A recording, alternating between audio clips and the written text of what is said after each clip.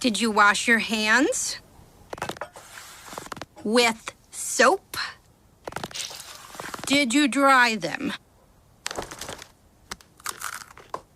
What? Is this all vegetables? Who wanted all vegetables? I did. So, are we going to talk about it? What? The elephant in the room. What elephant?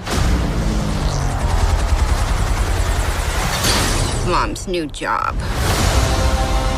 It's time to make some wrong things right.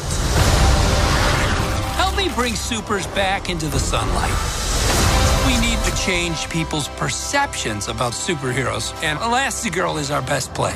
Better than me? Whoa! I like Mom's new job. Bye, sweetie. I'll watch the kids, no problem. That's not the way you're supposed to do it, Dad. They want us to do it this I don't way. know that way. Why would they change math? Math is math. Okay, Math Dad. is math. Hello? Hey, honey. How are the kids? Everything's great. Is she having adolescence? And Jack? He's in excellent health. What the? Num num cooking. Oh, my God. Cooking. Wow, gay. That is freaky. You know it's crazy, right? To help my family, I gotta leave it. To fix the law, I gotta break it. You've got to, so our kids can have that choice. Thank you, young man.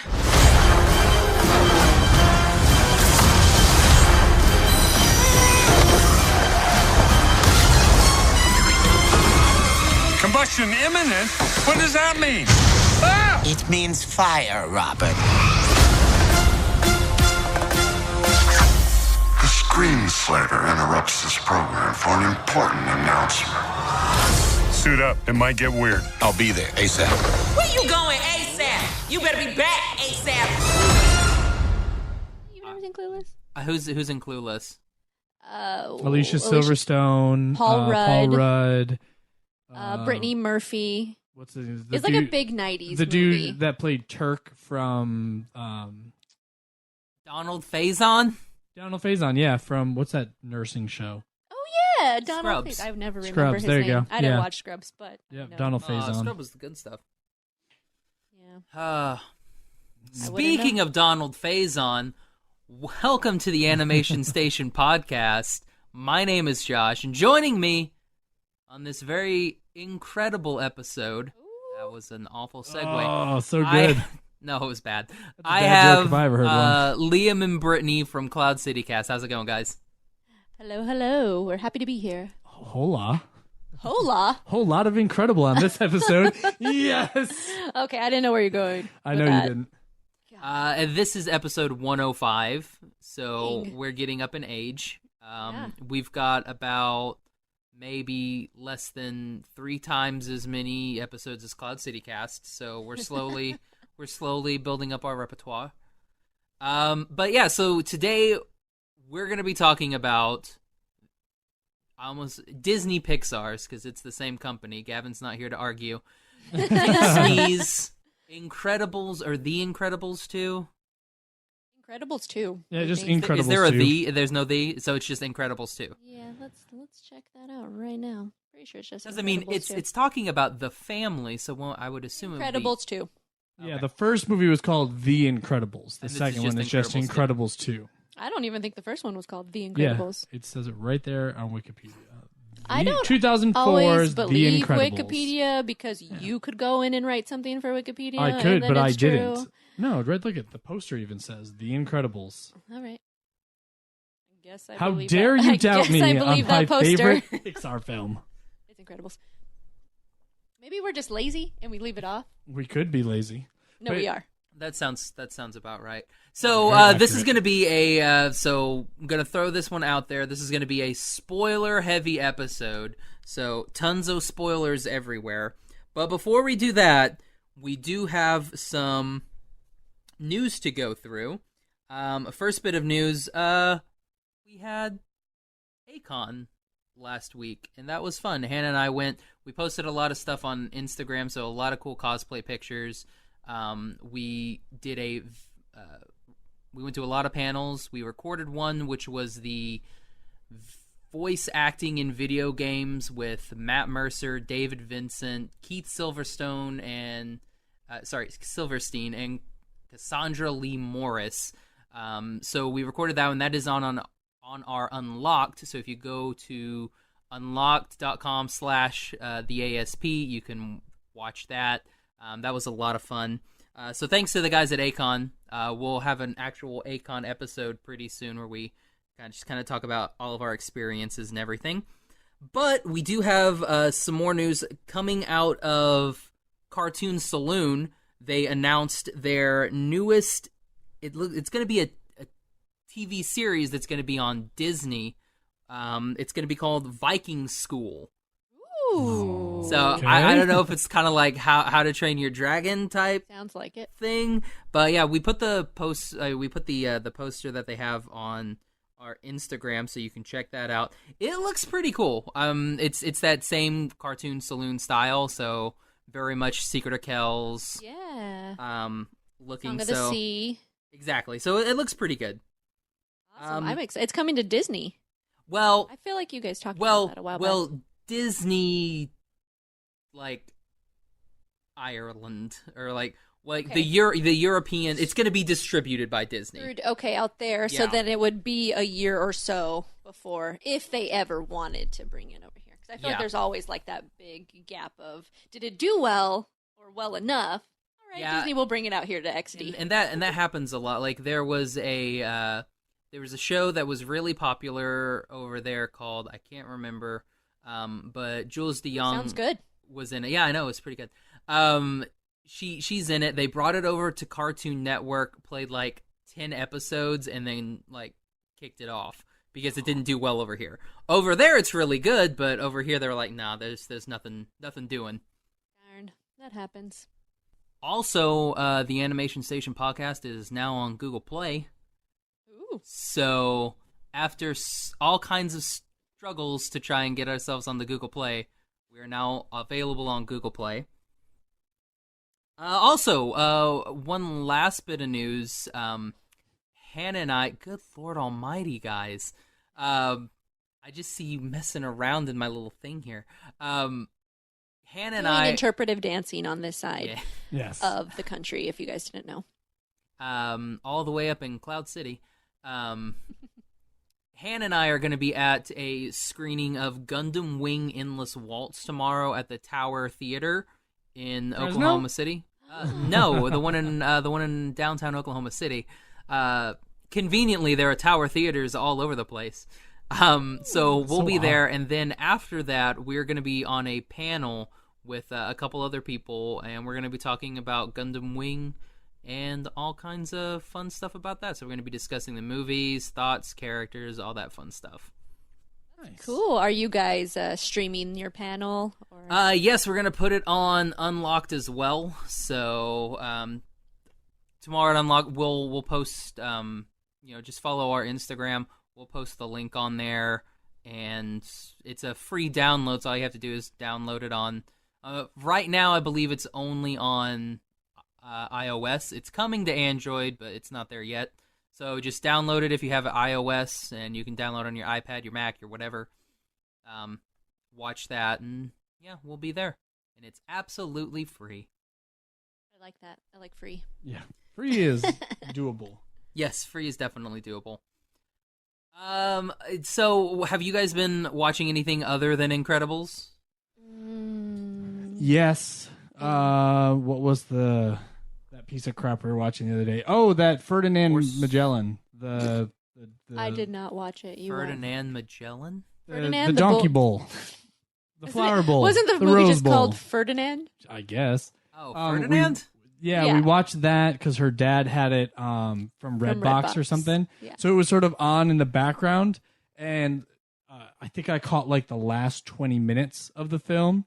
And I'm sure it was like really emotionally investing had you caught the first hour. But for me, obviously, since I hadn't, it was not really investing for me. But the animation was really well done. So that was definitely impressive. I thought John Cena was a unfortunate choice for the main character, but wasn't my pick, so nobody consulted me anyways. But no, I mean, if you're looking at just animation style, or if you're familiar with the book, I think Brittany, you've read it. No, you hadn't, but you knew it was a book, right? Yeah, I knew it was a book. Okay, I didn't even know it was a book.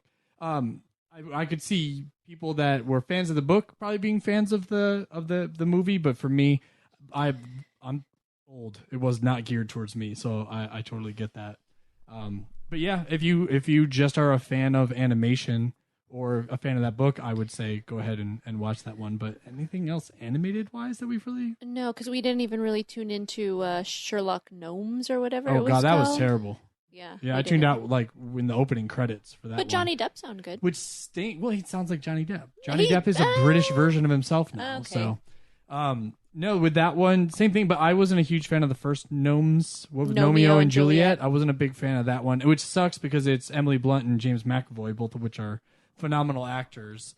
But yeah, just the plot of the film was not super enticing, and I'm a huge Sherlock Holmes fan, and even this one couldn't keep my attention. So yeah, we lightly caught 2 animated films, neither of which we would recommend. But the trailers for Incredibles 2, there's a lot to look forward to. I feel like every trailer was kind of a hit, animated-wise. Well, there's the Grinch. They didn't show that one for ours. Yeah, we didn't but get the Grinch. I do want to see the Grinch. And then we got we got the Bumblebee one. Oh, that looked good. And then we also got, I don't know. Littlefoot? What?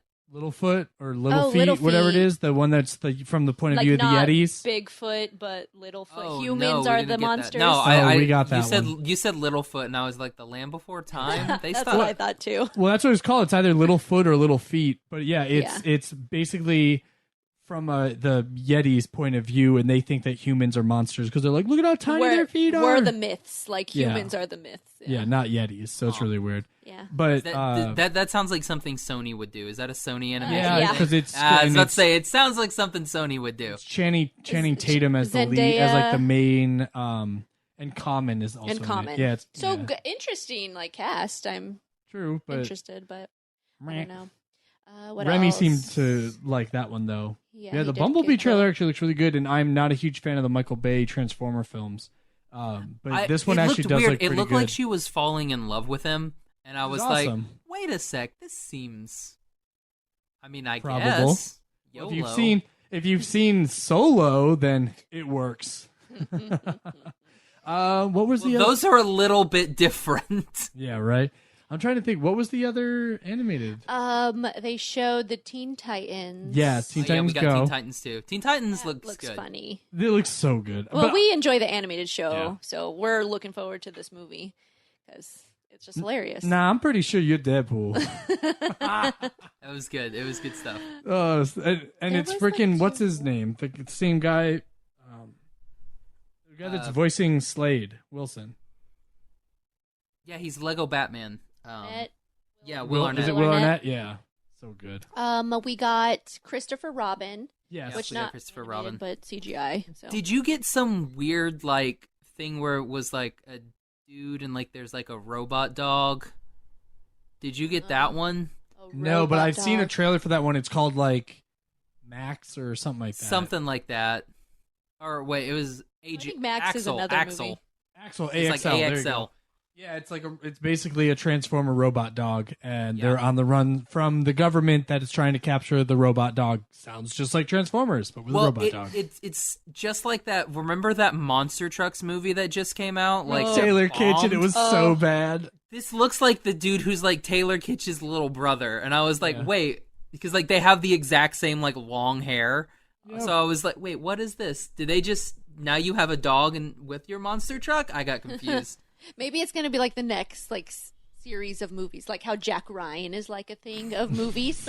Jack Ryan's been a thing for books for no, decades. but this is gonna be like the next Monster Trucks with this kid, and then- now he's in Axel. That's their and shared now- universe. They're gonna be like, we're gonna bring it all together because that worked so well for Universal with their monster movies. They did the Mummy, and It's that gonna be a big hit. That definitely works. 20 more years. You wait. Oh God, so Yeah, terrible. You just gotta wait.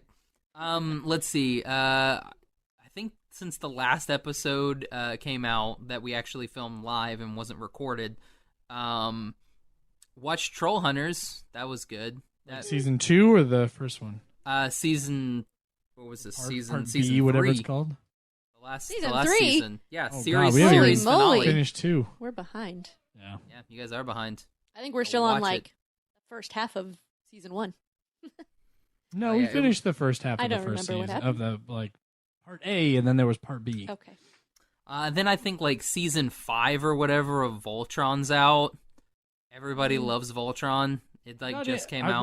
I watched like the first 3 episodes, and Right. that was enough. It was not like it wasn't the Voltron that I remembered. Like it didn't have that same excitement that like the '80s Voltron had. So I don't know. It didn't hold sway for me. Yeah, and then I started because it popped up on my Netflix. It was like, watch The Hollow. It's this new animated thing. Yeah, we watched So the I trailer was- for that. So I was like, okay, I'll watch it. I watched 3 episodes. I don't know what it's supposed to be. No, Like, I honestly have no idea. I don't know if it's a drama, if it's a comedy, if it's a dramedy, if it's a suspense thing. I literally, after the end of the 3rd episode, I'm like, I guess I can continue, but I don't know what this is. yeah, I don't. Is this drawn by 10-year-olds? What is happening? Like, Yeah, the animation kind of lost me, so I didn't even want to dive in. no, same. Yeah. But it had Ashley Ball in it, and I'm like, I like Ashley Ball. She voices a couple of the My Little Ponies. So I was like, cool, I like Ashley Ball. I'll listen to her. And then I was like, well, I'm not going to watch the other 7 episodes just for one character because I don't like any of this.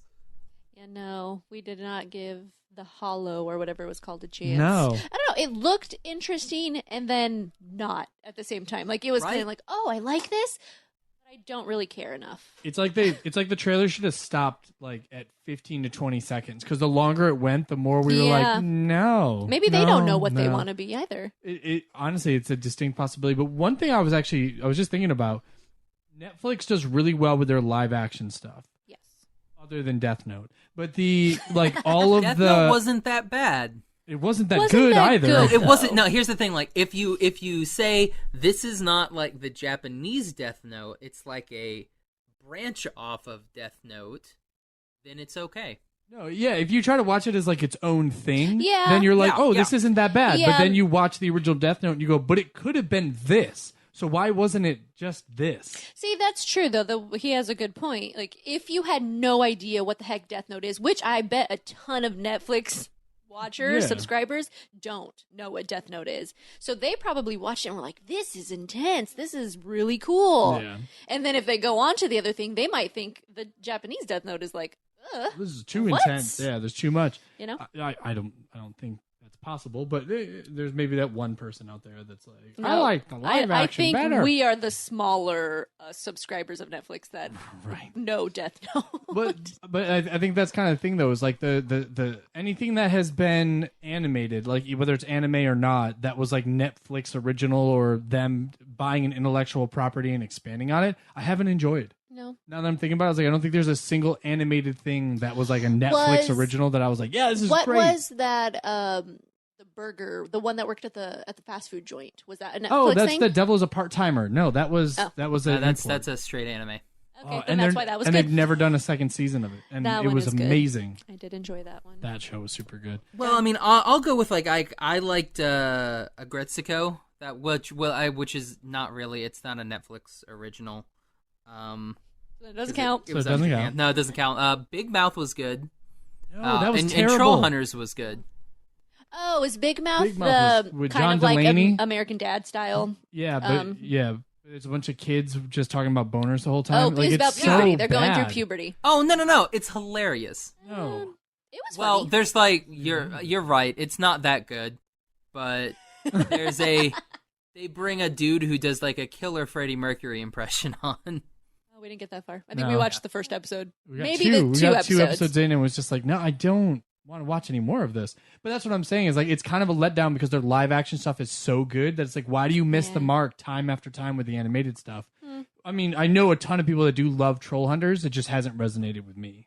Or you as yeah, either. me either. I A don't know lot of why. people love BoJack Horseman.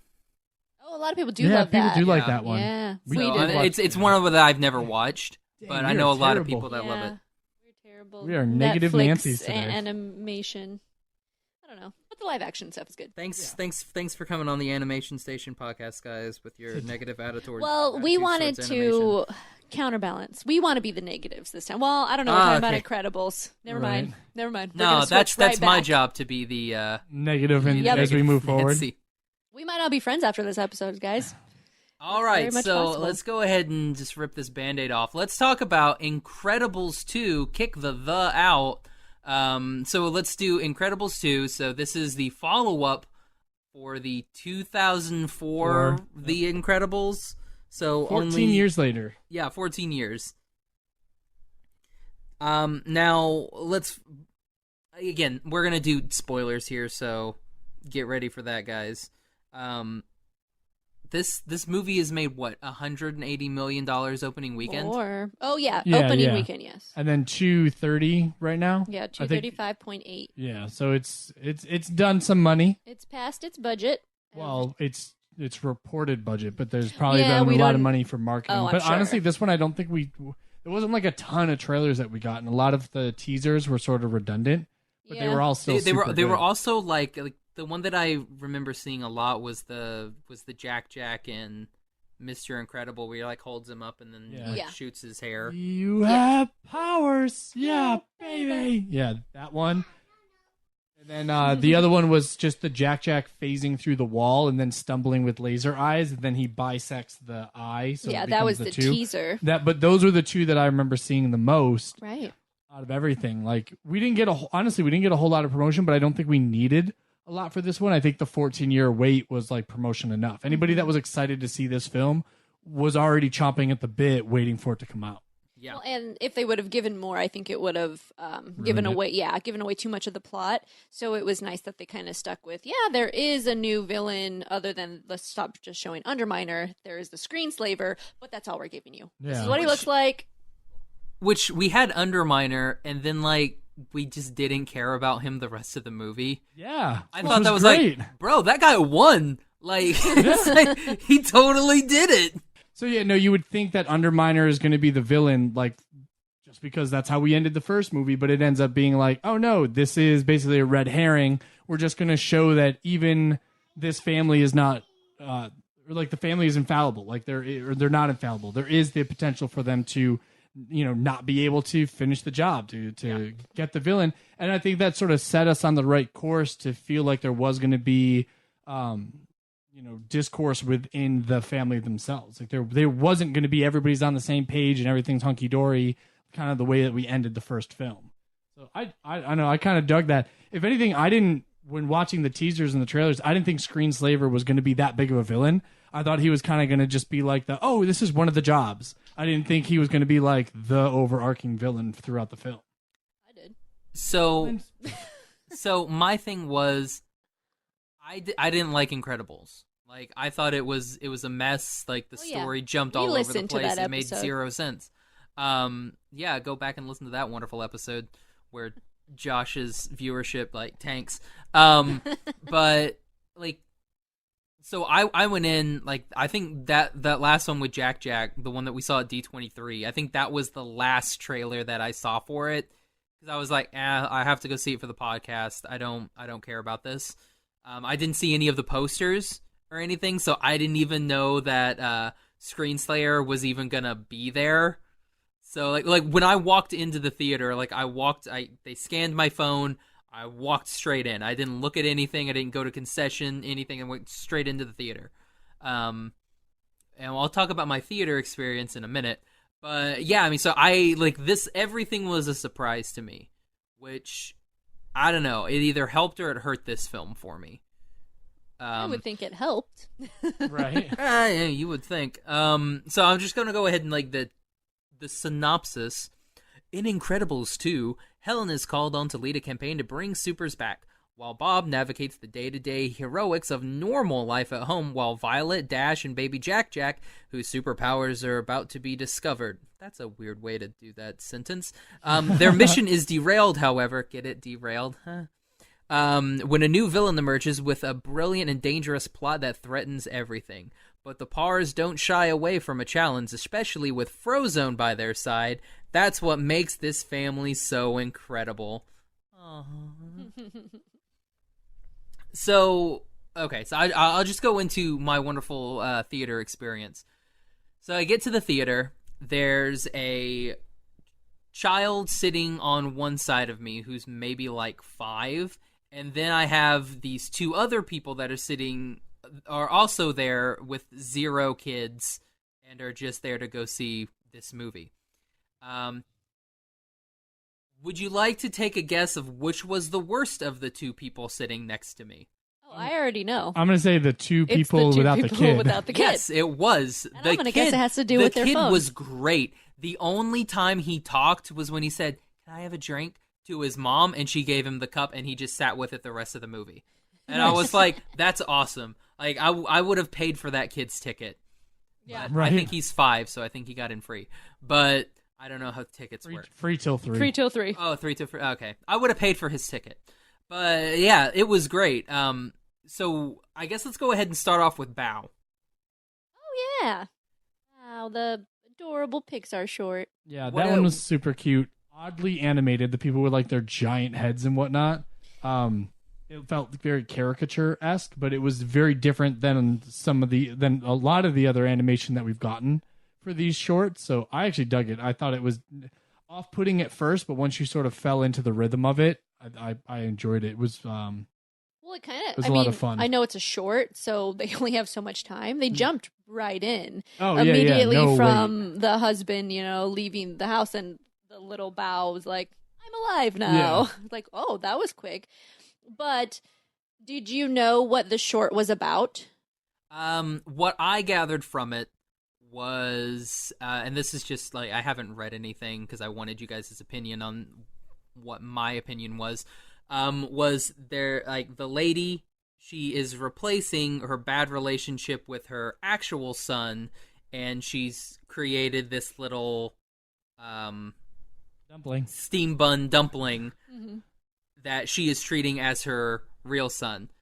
And it is slowly going away from her, and she doesn't want that relationship to go. So in order to keep him from going, she eats him.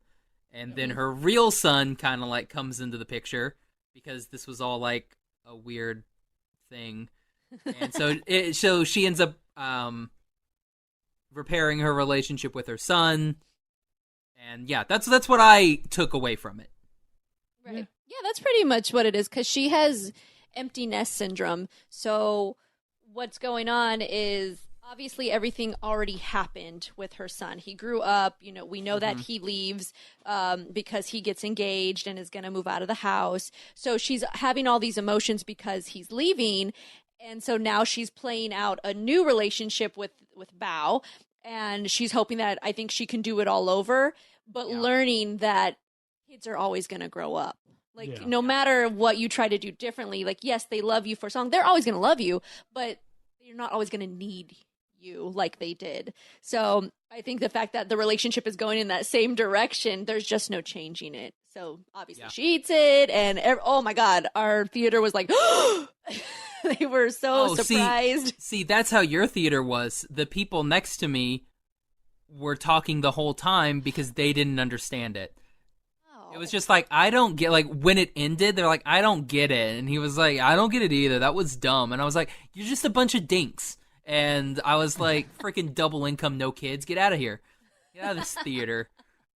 So yeah, they did, like, they were talking the whole entire thing. And I was just like, man, shut up. Right. But And that can ruin it. I'm a nice boy. But, like, I thought it was good. Like, whenever they're doing the dumplings, like, when she's putting the filling in there, I was like, I'll eat that.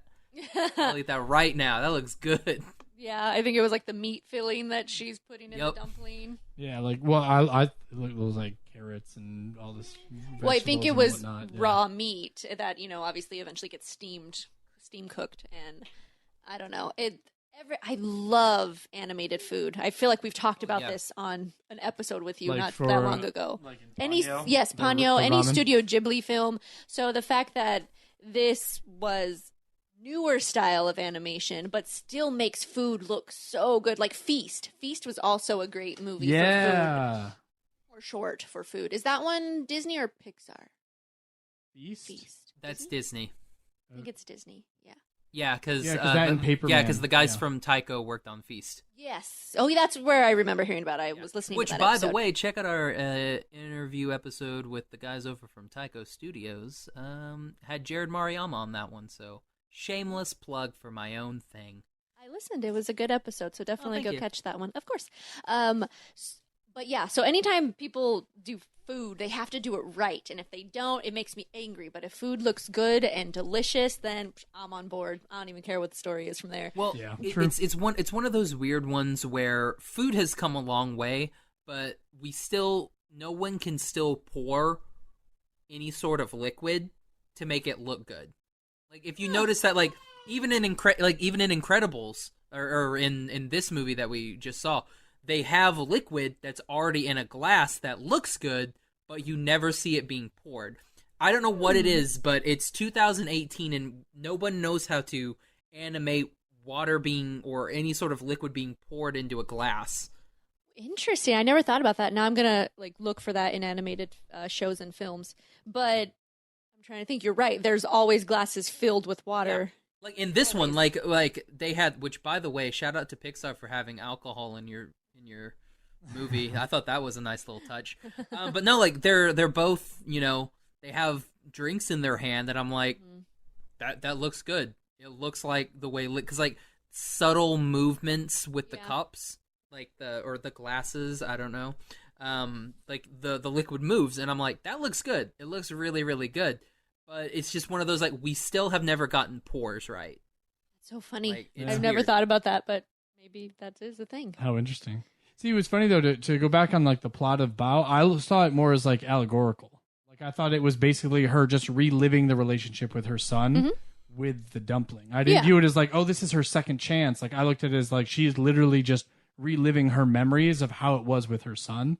And that's why when he pops up at the end, that's why she has the turn, because when she eats him, she's like, oh, I get it now. She kind of had that understanding as well. And then I'm sure for whatever reason, the dad probably says something to the son hey, tell your mom you love her. Yeah. You know what I mean? Push, get in there. Eat your I love that. buns. I love that. The hand to the back. That was pretty sweet. Yeah. No. I thought, this was super cute, but it's not my favorite Pixar short. You know what I mean? I don't it wouldn't contend with one of my top favorite Pixar shorts, but it was still super cute. And our most recent would be Lou. Lou, yeah, I thought Lou was Lou super is good. Phenomenal. But I know you were crying a lot during this one. I did cry. And I don't know if that's a mother thing or just As a mother myself, I did cry. Yeah, you understand. You're a cat. He's a cat mom. He's not a cat mom. Are you? I wish I had a cat. They keep running away. Oh, that's sad. Anyway, that would be his bow moment. Right? His keep leaving him too, no matter what he does. No, but in his, it would be that the cat comes back and it talks to him and it says, please stop naming us after anime characters. You say that, but I've not named a single pet after an anime character. They've all been literary characters. They're all named after anime series instead of the characters. He's like, you're Gundam Wing. This is my German Shepherd Escaflowne. Be like, what? Yeah, I don't know. This is my hamster Cowboy Bebop. No, I would be bad, and I would name a hamster Hamtaro. Oh God, Hamtaro. Garbage show. Anyway, guinea so pig let's named Porco Rosso. Ooh. There you go. Ooh, a guinea pig named Porco. That would be good. Thank what you. would you rank Bao on your clouds, scales? Yeah. Out of 5. Oh, I'd still rate it pretty high. I'd give it a 4.5 clouds. Not quite perfect because I didn't tear up, and I like to get that emotional push. Yeah. So yeah, for me probably about a 4.5. I'd still give it a 5. 5 out of 5. Yeah. It pulled all of the emotions out of me. But I knew what the story was going into it. I read up on it. I knew it was about emptiness syndrome. Seeing it play out and then thinking of that as my relationship with Remy and thinking, crap, a girl is going to come along one day, or boy is going to come along one day and just take him away. Yeah. And you can't do anything about that. That's heartbreaking. Well, you can eat him, but then you'll go to jail. I think that's different in this case. Yep. No, not gonna do that. Do you end up because he's As a Hispanic and Irish, do you end up making like a burrito? You have to carry the burrito around. Mine would be a burrito. Oh, It's a burrito. It's a burrito filled with potatoes. I wish I was about to say, is it a potato burrito? It's frijoles and papas. I wish I was good at like animating things or even just drawing because I would do my version of bao. Nice. There you go. It would be a burrito. Oh, okay. I'm gonna give it 4 dippers because like it was good. I liked what's that one with the little bird? The little Piper? bird. Is it Piper? Oh, Piper, yeah. I like that one. Before Finding Dory. Yeah, that one was super good. That one was great. That one. Also tugs on the heartstrings, and that's what these shorts do. I don't know if they want it to do that, if they think it's a better story if it hits you hard. Yeah. I think they want you to connect, and like if you didn't connect as much with this one, I can understand why it docks it a little bit for you. Which is weird because like I would rate like Sanji's super team higher, but that's because it was a father-son moment. Yeah. So it was like for me with Remy, you know what I mean? It's like that different connection. So yeah, it's going to hit people in a different way. Mm-hmm. Yeah, I enjoyed it. And I think this was a female director, I want to say. Nice. Yes. I will look it up. I'm pretty sure it was. Okay, so Scott Baio, a 2018 computer animated short. Wait, was it Scott Baio? Freaking awesome! Yeah, directed by Domi Shi. Yep, and it by was Becky about Neiman. I think her, and she followed along with her mother a lot. She watched her make the dumplings. Oh, nice! So she was, on it with experience. Yeah, I definitely like it better as Bao, but I read it originally when we saw it on video. I was like, Baio. You're like, really? I'm a terrible human being. So nice. Well, I'm glad that all of us liked it. I kind of wasn't sure how it would hit you, Josh, mostly just because like you're a dude and you don't have I have kids. a mom though. No, but that's what it is. Like if you have that connection. But like, what are you saying? I don't have a mom? It's messed up, bro. I don't know. Yes, I was suddenly appeared. I'm like Athena. I just burst forth from my father's forehead, fully grown and in armor. Interesting. Yep. That's how the legend. That's how Greek legends work. Okay. Yeah. No. I'm glad, man. I'm glad that you like this one. So let's dive into Incredibles then, because I'm interested to see how this one stacked up against the first one for you. Okay, so this movie takes place, I don't know, 37 seconds after Incredibles took place. I don't even think it's that long. which is a pretty bold choice. Right. To not do a time skip after 14 years. I mean, you didn't have to do like the full 14 years like you did in Toy Story 3. But if they would have given us maybe like, oh, it's been like a couple weeks, a month, or something like that, maybe it's been a year. But think about it. We went straight in. Think about it, at the end of the first one, it's 3 months after the defeat of Syndrome before they get to the track meet. So we've already had that time skip at the end of the first one. They've already settled in with their powers. That time skip, though. What's that? But we never got that time skip. We never got to see them relating to being a superhero during their day-to-day.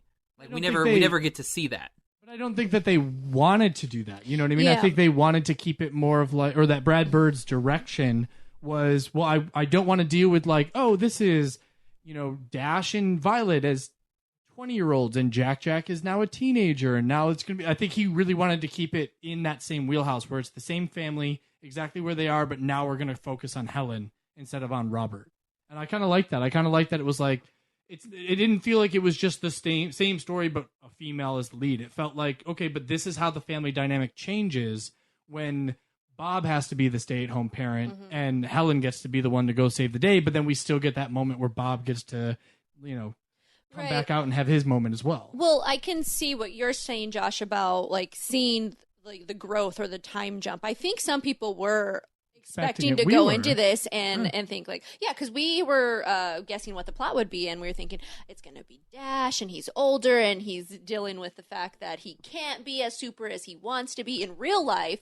Yeah. But we were completely wrong. Or that it was going to be Dash being the middle child, and then when Jack showcases he has all these crazy powers, and Dash is like, I only have speed, and my brother has literally everything, and then you have that like brother dynamic. See, and now that I think about it, I'm so glad they didn't go in the direction we wanted it to go, because I feel like that makes it a lot darker than it needed to be. That's not the kind of story Brad Bird was trying to tell, and I think jumping into the family's dynamic with the Underminer, I think that is the story I wanted to see. Oh, yeah. I wanted to see it, just go right from the first film. Dude, just Violet throwing like the side blades that bisects that rock that's about to fall on people. Just that moment, I was like, oh yeah, this is what I wanted. This was awesome. I was excited to see the kids be supers as kids. Yeah. Like not see them be, because Violet's already an obnoxious teenager. Right. So to see her in her early 20s and Dash in his teens, like, I don't know. I think I would have been bummed to have missed out on them as kids. It would have felt like a whole lot of story that they just skipped.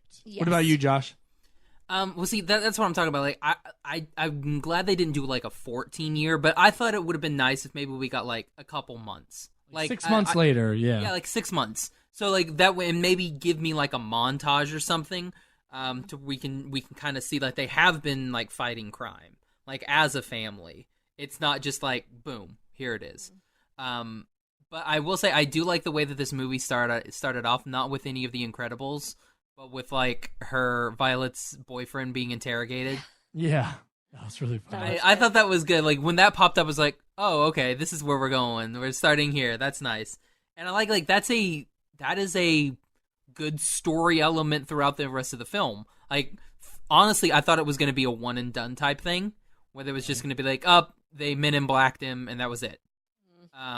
But then that is a reoccurring theme, and that is the majority of Violet's story this entire film. Right. And then when they go to and meet him at the diner, I thought that was amazing. I thought that was hilarious. But she blows water out of her nose. She can't win. I'm thinking the whole time, I was like, I would do that to my daughter. I would definitely do that. She'd hate me, but it would be so much fun. And I think that's what makes it so great, though, is that like here you have that family dynamic that we loved in the first film that they're showcasing even more. And I think that's the flip side of it too, is like they kept telling their kids like, no, you can't use your superpowers, can't use your superpowers. And they get to the island, and Helen's basically like, look, these people will kill you.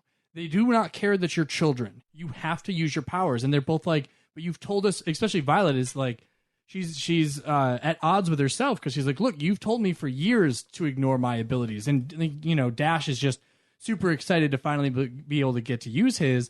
But now you've literally opened that can of worms, Pandora's box, allowed them to use their powers on the island, go back to regular civilization. You're like, nope, go back to being normal again. And the kids are like, wait, what are you talking about? You just allowed us to be super. And that discussion at the dinner table, I think, was like perfect because that I think helped define exactly what the rest of this movie was going to be. That basically Helen is still very much no, it's illegal to be super.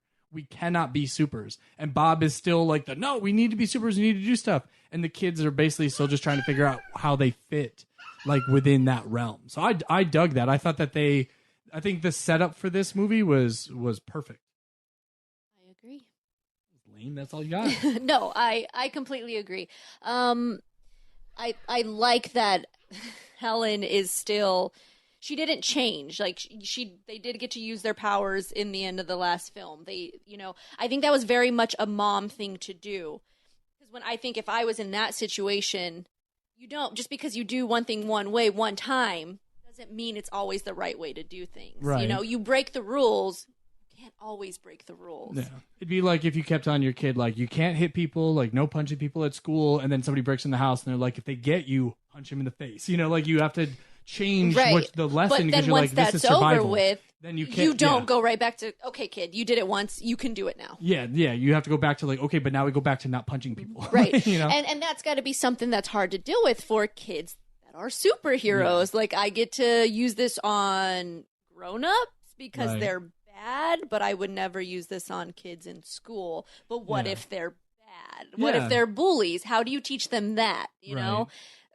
Which I might have liked to have seen more of that. Yeah. Like, to show more of the kids, like, Dash has this ability now, and maybe there's a bully in school, and it's how does Dash deal with that? Or with Violet, maybe it is like a cool group of kids, the girls that are hazing Violet because she's still an outcast. Like, she didn't just suddenly become popular because she put a headband on and got her bangs out of her eyes, right? So, I don't know, maybe some of that dynamic would have been fun as well, or maybe that's something that they explore in Incredibles 3, because we really haven't gotten that kid-centric film. Yeah. Even though maybe maybe heading into Act 3, we kind of got that in this film, like sort of end of Act 2. Oh, true. I'd say end of Act 2 with like the whole house attack. We Right. got a little bit more of that aspect, but I don't know. I would probably like to see that. Probably not a time jump. I think I want to still stay with the family as is. As much as I would be excited to see Jack at like 15 still being a polymorph.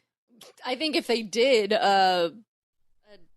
Incredibles 3, then they would probably follow the Toy Story 3, and then they're like, okay, now we're going to give you your time jump, but I don't want that. You're right. Yeah. I think Jack needs to stay a baby because he was the freaking best part of the movie. It's also funnier if he's a baby because he can't control anything.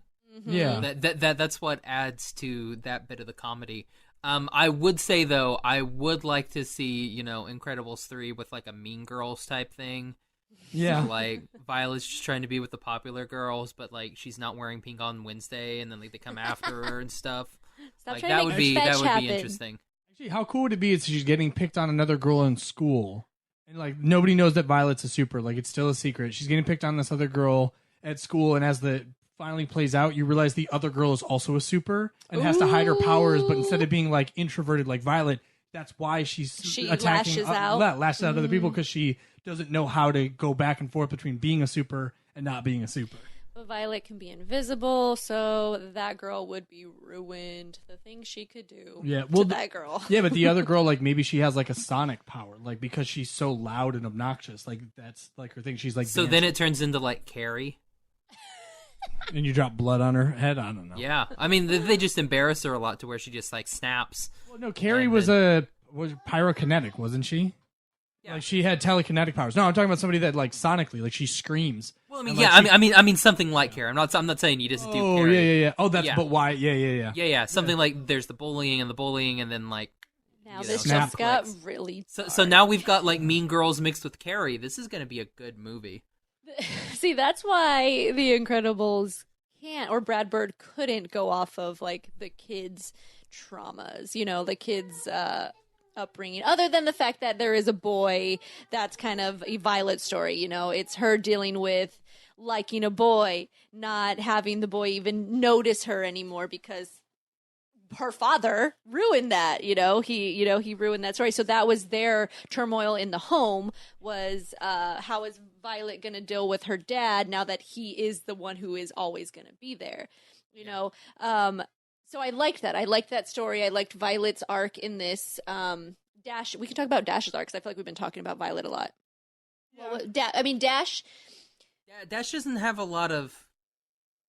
Like, he doesn't really have any sort of. Other than like the math, like yeah, the thing like was he just school. has math. He's like, to me, he was neglected this film, but I mean it makes sense. Like he had a lot of stuff in that first movie, and Violet not so much. So I can see where they flipped it here to where we're focused more on Violet. Of the three kids, we focus on Violet and Jack. Whereas in the first movie, it was mainly Dash. And how old is Dash? Because Dash was having the problems in school. Dash was having all these things.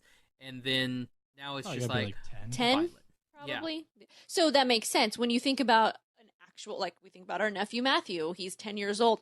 How many day-to-day problems does that kid really have? Like 10, there's that much. None at that point. It's just you got to do school and you got to stick with your sports or your extracurriculars, whatever you're doing. You figure he's like 8, 9, or 10. Violet's probably like 13. All the trouble started at that point. Yeah, like 13 is when she's hitting adolescence. So. Is she having adolescence? So good. That was a good one. Yeah, no, I don't know. I think there was a good balance with the children. Jack definitely was featured way more, but he needed to be. He stole it.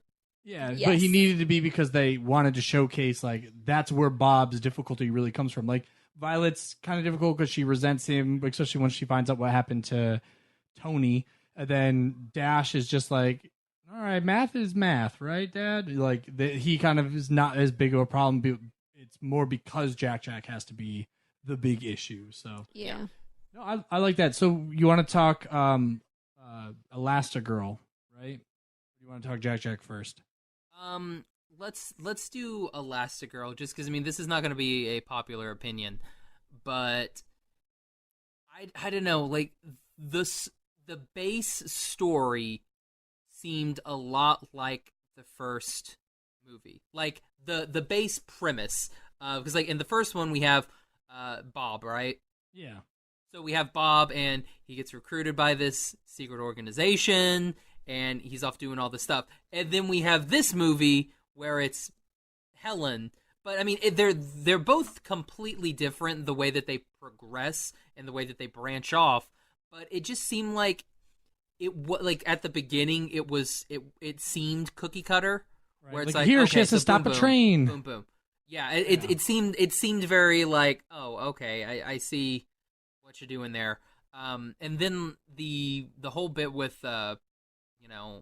Screenslaver, like they got me a little bit because I didn't know. I knew it was going to be one of the twins or the brother and sister. It was like right. That was like telegraphed, but I was like, is it the smart one or is it the rich one? I was like, I don't know. Is it going to be Bob Odenkirk? Is it going to be sister? I don't know. Yeah. What's her name? Catherine Keener? Something like that. So I was like, I don't know which one it's going to be. I think it's Catherine Keener. Like I think it's the sister because the one who played actor, so voiced Evelyn. Yeah, Evelyn. I think it's the sister because that would make more sense because she's technologically savvy and well, they set it up for both of them, right? Because with what was his name? Winston. Yeah, Winston. They set him up because they wanted to do the whole maybe he's the villain because he's trying to help make supers a thing. Exactly. As long as I'm the villain, then the supers have to keep coming out, and I'll keep creating problems because the supers can solve them. And then with Evelyn, she kind of gives it away early, where she goes, when he's talking about their parents, and she's like, or instead of trying to call supers, they could have just gone to the safe room that they had, and they'd still be alive. And then at that point, you're like, oh wait, no, she's definitely the villain. So this one definitely didn't catch me.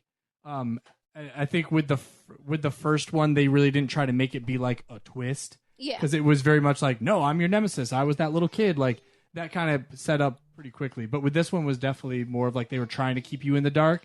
But I wasn't, I personally, I didn't really feel thrown off by it. Well, yeah, like that's what I mean. Like, I was like, it makes sense for it to be the sister, but then they kept playing it to where it's supposed to be him. So that's why I was like, I was very confused. I was like, I mean, I guess it could be him, but that wouldn't. And there was that other part of me that was like, maybe they're working together, but that just kind of, I lost that one through. But then when she was like super eager to help her, like, we'll set this up. I was like, okay, yeah, it's her. It's totally her. Right. Yeah, and that's when I was like 100%, yeah, it's her. And it's tough because I don't know if they were trying to keep it like that big of a secret to like the audience. I think they were just trying to keep it more of a secret for like Helen. Because it almost felt like they were just trying to give Helen a villain to fight. Like they were like, well, we have to keep her active, right? And then when they got what they wanted out of it, or when it seemed like Winston got what he wanted out of it, then it was like, oh, but now the screensaver's gone, and even Evelyn's kind of like, oh, what are you worried about? No, you don't have to keep checking for her. So it's sort of became... Yeah, like once that happened, I was like, okay, yeah, here's where it's starting to go down. But no, I thought Helen was great. Like, I liked her. I'm kind of confused on like her bike thing. I understand like she's doing some like caterpillar type thing with it. It looked really weird. She's slingshotting herself. Yeah, exactly. Like that's like she's like an inchworm. Yeah. Like in order to go, she's like shoot. But yeah, it was weird. I thought it was kind of cool. I like that they did touch up her outfit a little bit. I thought that was pretty cool. Yeah, like, the silver with the black. Yeah. She's like, I'm not just gothic. Or whatever. Dark and edgy. So yeah, I thought that was good. I liked Elastigirl. Yeah, I mean, really, our main characters are good. Anyone that has like any good amount of screen time in this movie is good. Yeah. Like acting wise, the way they're drawn, I think everybody works well. Everybody else in this movie, sorry, I know we were talking about Helen, but everybody else in this movie just, I don't know. They don't look like they belong in that world. Right. Well, you mean like Void and Crusher and No, I mean like they had screen time. Whatever the guy that barfs. Oh yeah. No, that's what I'm saying. Like all the other Reflux. like superhero Reflux Yeah, and It's like that. They looked stupid. Like Void was okay. I could believe Void. Everybody else there, and then like that one dude who shocks. Like Bellatrix or Hella. Yeah. Bellatrix. And then the Pincher, like the Crusher guy that is voiced by Phil Lamar. Actually, Friend they of both the show, are. Phil Lamar. They both are. Both Phil Lamar? Yeah, Helectrix and Crusher are both voiced by Phil Lamar. Oh, awesome. Yep. But yeah, it was Reflux, and that's all the ones that they really named. Yeah, Reflux looked bad. There was Bricks. The Brick. talk show host looked bad. Yeah. A bunch of like random people, just like all the background people looked bad. Like, you mean just like the animation style? Like it just didn't feel like. Just like the way they're drawn. It's like they don't look like anybody else. They don't look like our family. They don't look like any of the like Bob Odenkirk's character. Like they don't look like any of those people. Well, they kind of did that with the first one too, though. Like when you watch like in the very opening sequence where they're doing like the newsreel thing, and then at one point they're like, "So where are they now?" And it just shows like a busy city street, like a New York City style street, where just a whole lot of people walking. When you look at their faces, they all have literally identical faces. The only things that are different are either their hair or they're wearing a hat. That's it. So I think that is kind of the purpose of the way they draw this, is that they want the supers to stand out and be different from everybody else, and everybody else is supposed to be kind of bland. Like when Helen takes off the mask off of Screenslaver and it's just that pizza delivery boy, he's so forgettable.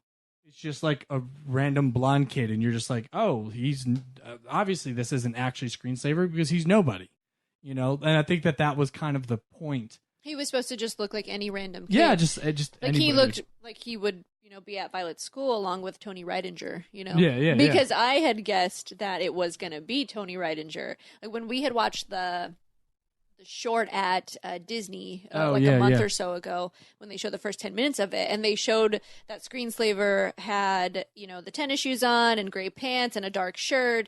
I was like, it's Tony Reidinger. Yeah. Like he's going to be, somehow they're going to put that into play. I'm like, oh, and then it's going to be Violet's turmoil because she's going to realize it's the guy she likes and he has no idea she's a super, but he's a villain.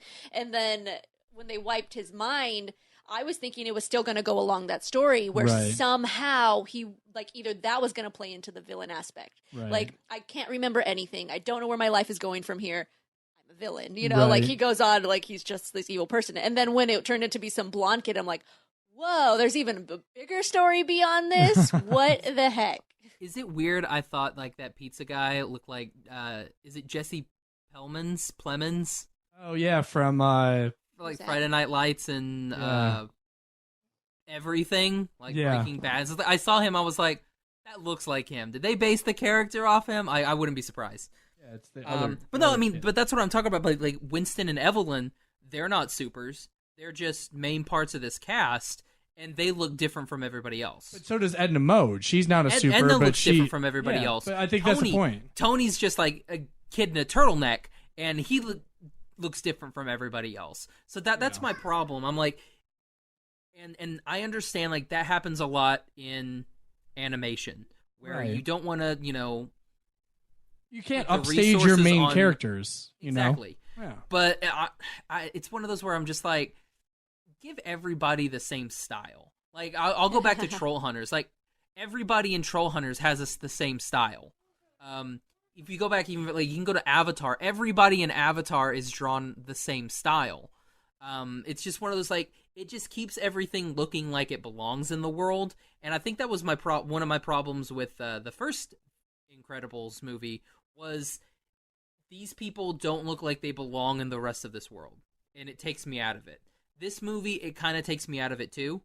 But there's enough characters that are not unique as opposed to the first movie where everybody was unique except for like 3 characters. Like there was the family and then like 2 other people. But this movie, it was like the cast was different because like they were inserting random normal looking people that look like they belong with all these other looking people. Well, this one I think utilized more background characters than the first one did. Oh yeah, no, it definitely did. Because the first one was mostly the island. Right. You know, nothing. Yeah. Nobody was on there but It's the just security guards that were Omnidroids. covered. Yeah. And the security guards all had exactly the same look. Their faces were all done exactly the same. Yeah. So it's like, I get what you're saying, but it's funny because I would just go the opposite way with it, because I'd be like, well, I would want the supers to stand out because they're supposed to be shown as being different.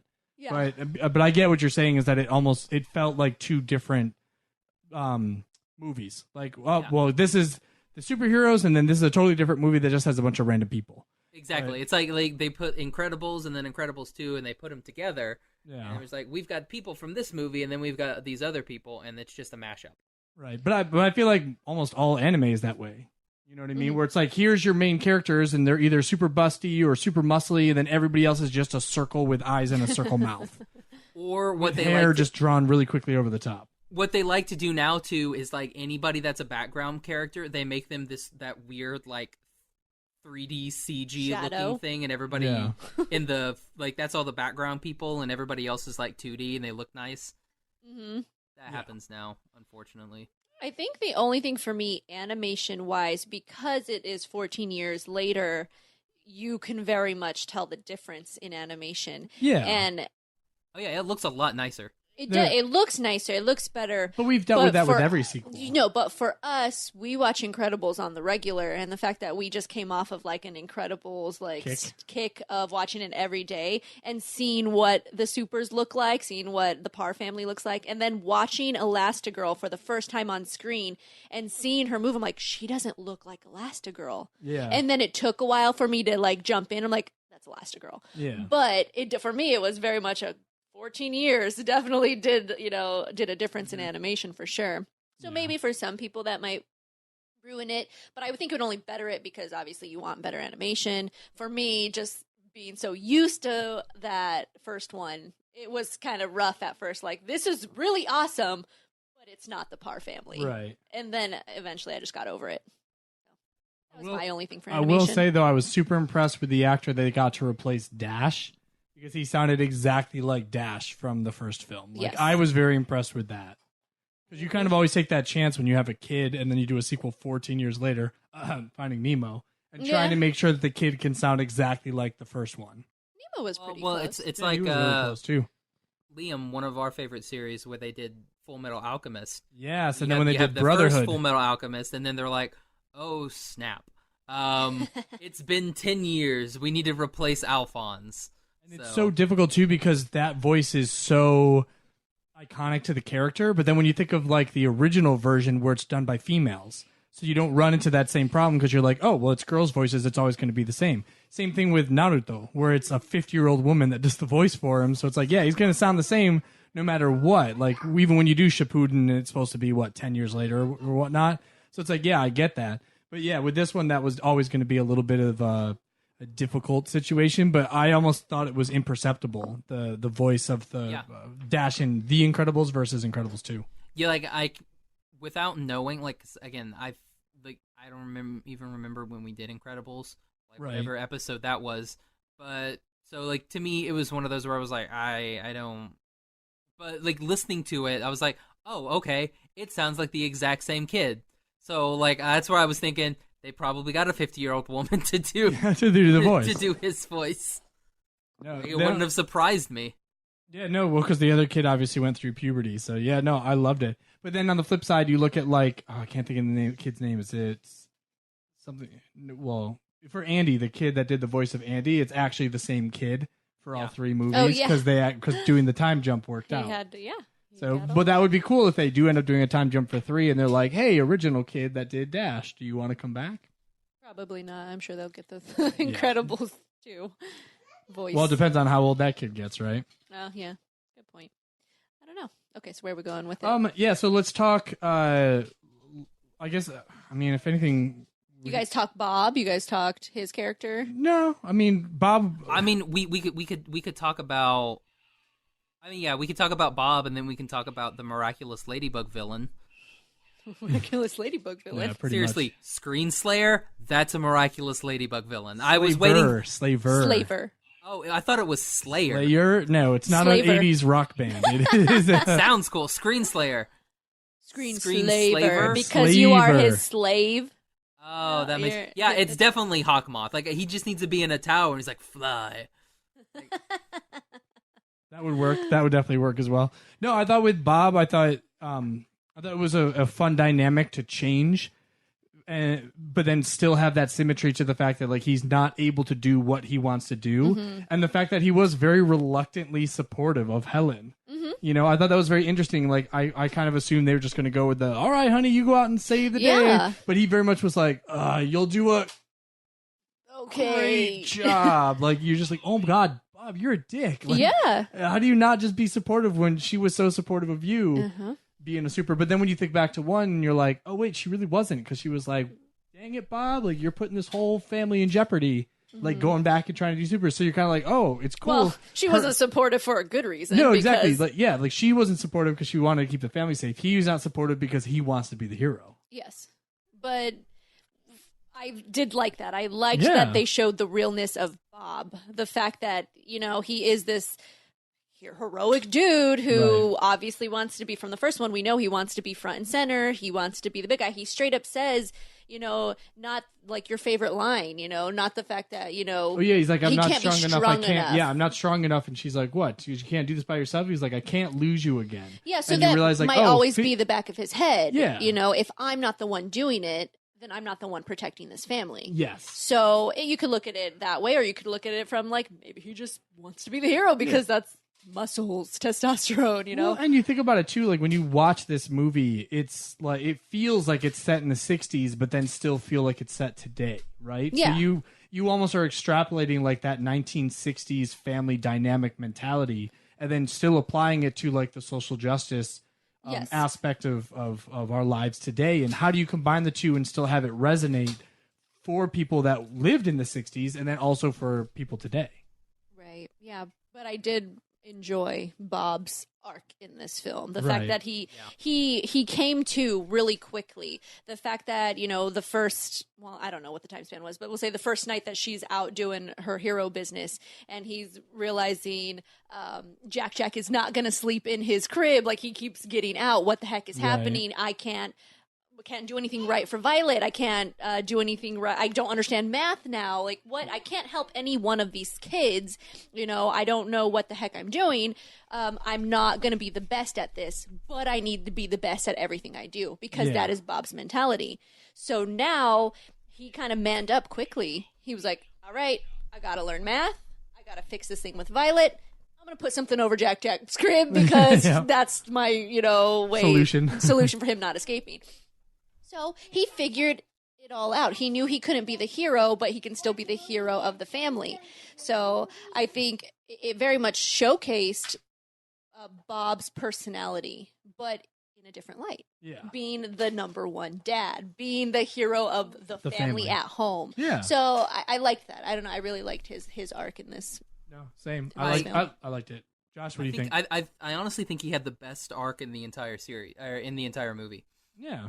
Like his relationship grows with each member of the family. Like it grows with Helen, it grows with Dash, it grows with Violet, and then we actually like the majority of all of our interactions are with him and Jack. Right. Like whenever we have Jack, unless he's fighting a raccoon, then he's with Bob. So like I thought like all of that together, and you see Bob's struggles, and just going off what Brittany said. You see like the growth of him as a character, and honestly, like that was probably my favorite part of the movie. Yeah.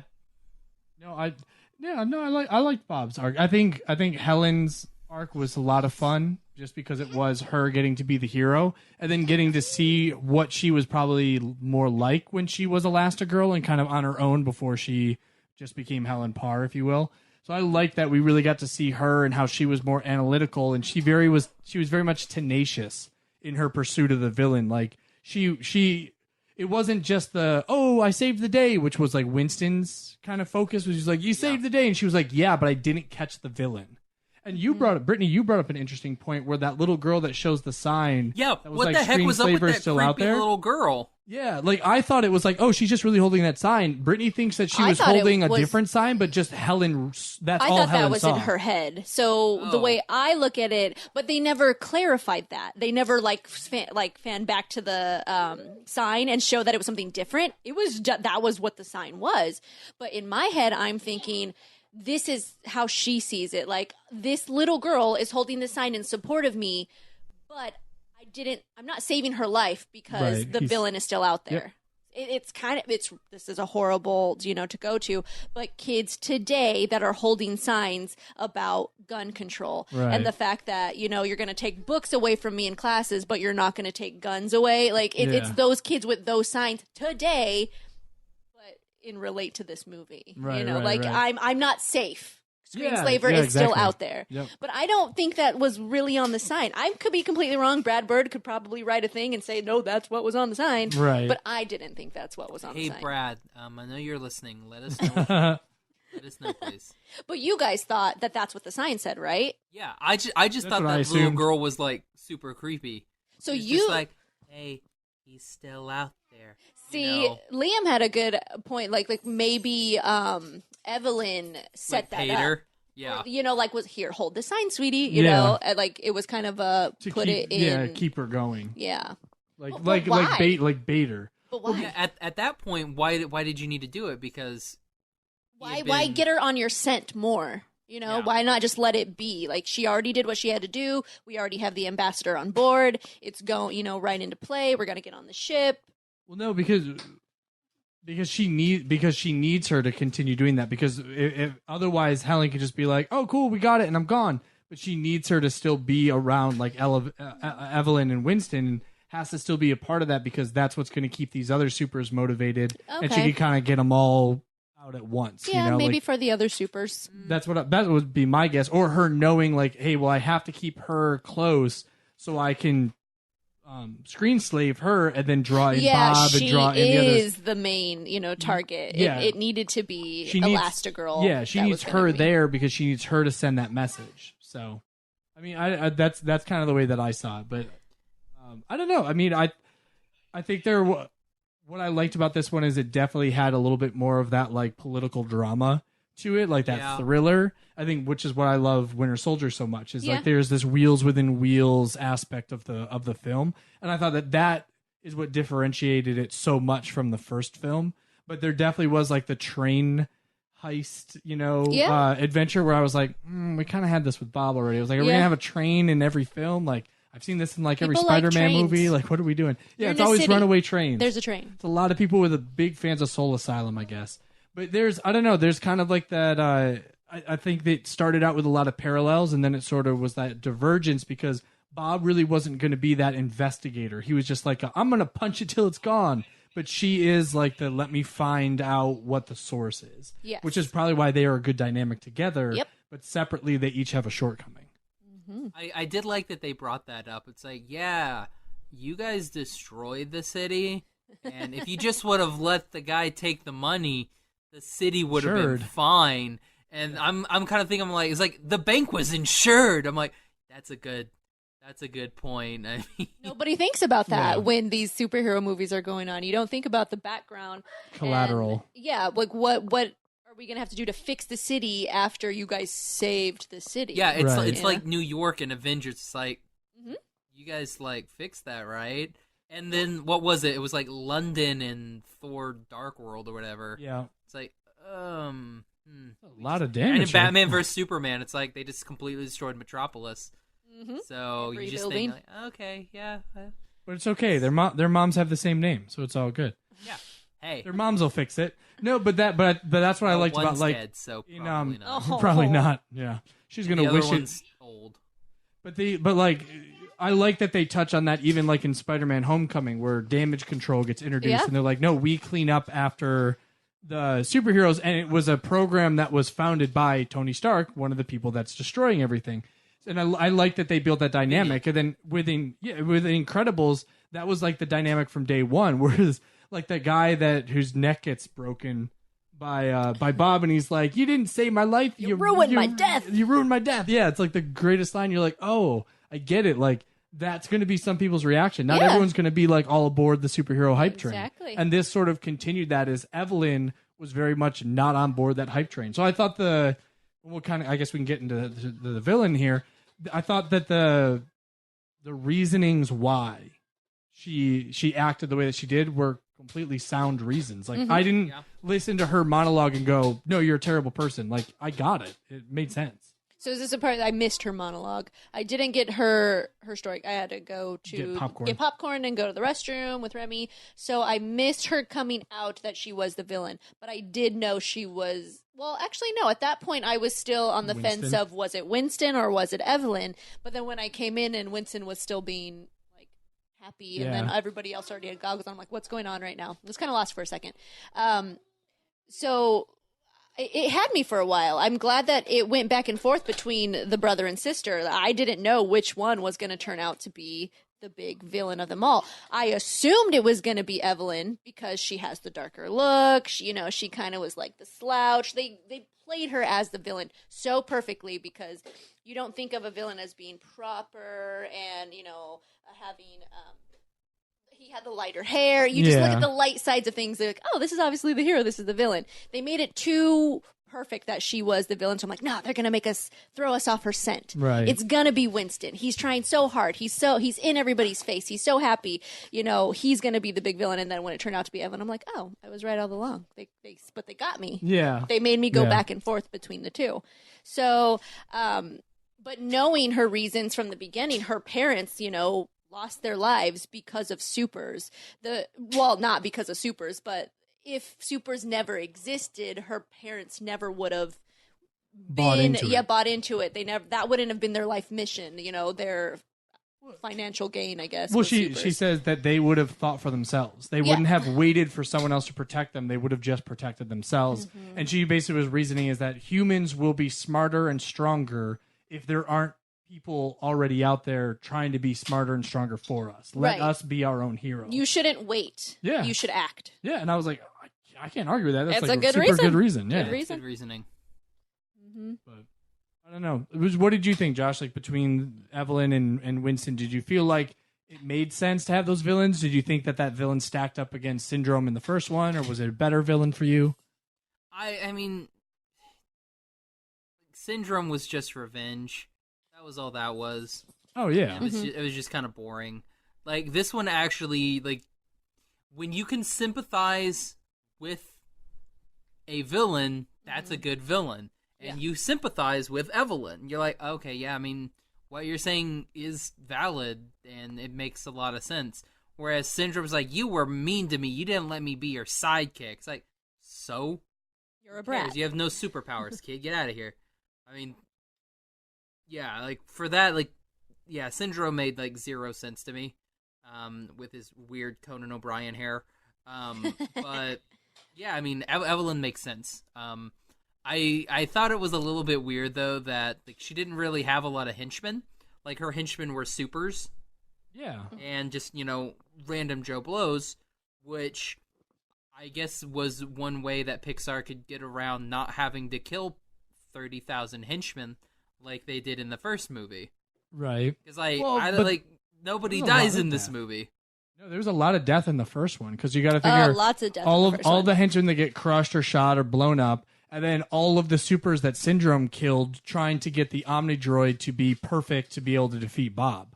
So you're like, yeah, there was a lot of people that, I mean, you see the skeletal remains of Gazer Beam in that cavern. So it's like, yeah, there's definitely a lot of death and dismemberment in the first one. Yes. But yeah, you're right with this one, and I didn't really think about that. There really is.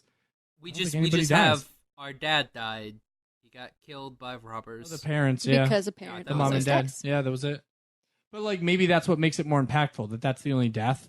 So it's not just like wanton destruction everywhere. It's like, no, this was the only two people that actually passed away. And Evelyn views it as it's the super's fault, whereas Winston views it as, no, if the law hadn't been in effect, then supers could have come to the rescue. So you're like, okay, I get why both of the kids would have viewed it from like kind of like a polar opposite viewpoint. Which is, I thought it was an interesting human. take. Yeah, it's human. We all you choose what side you're on, or you know what side of the brain you think with, or whatever.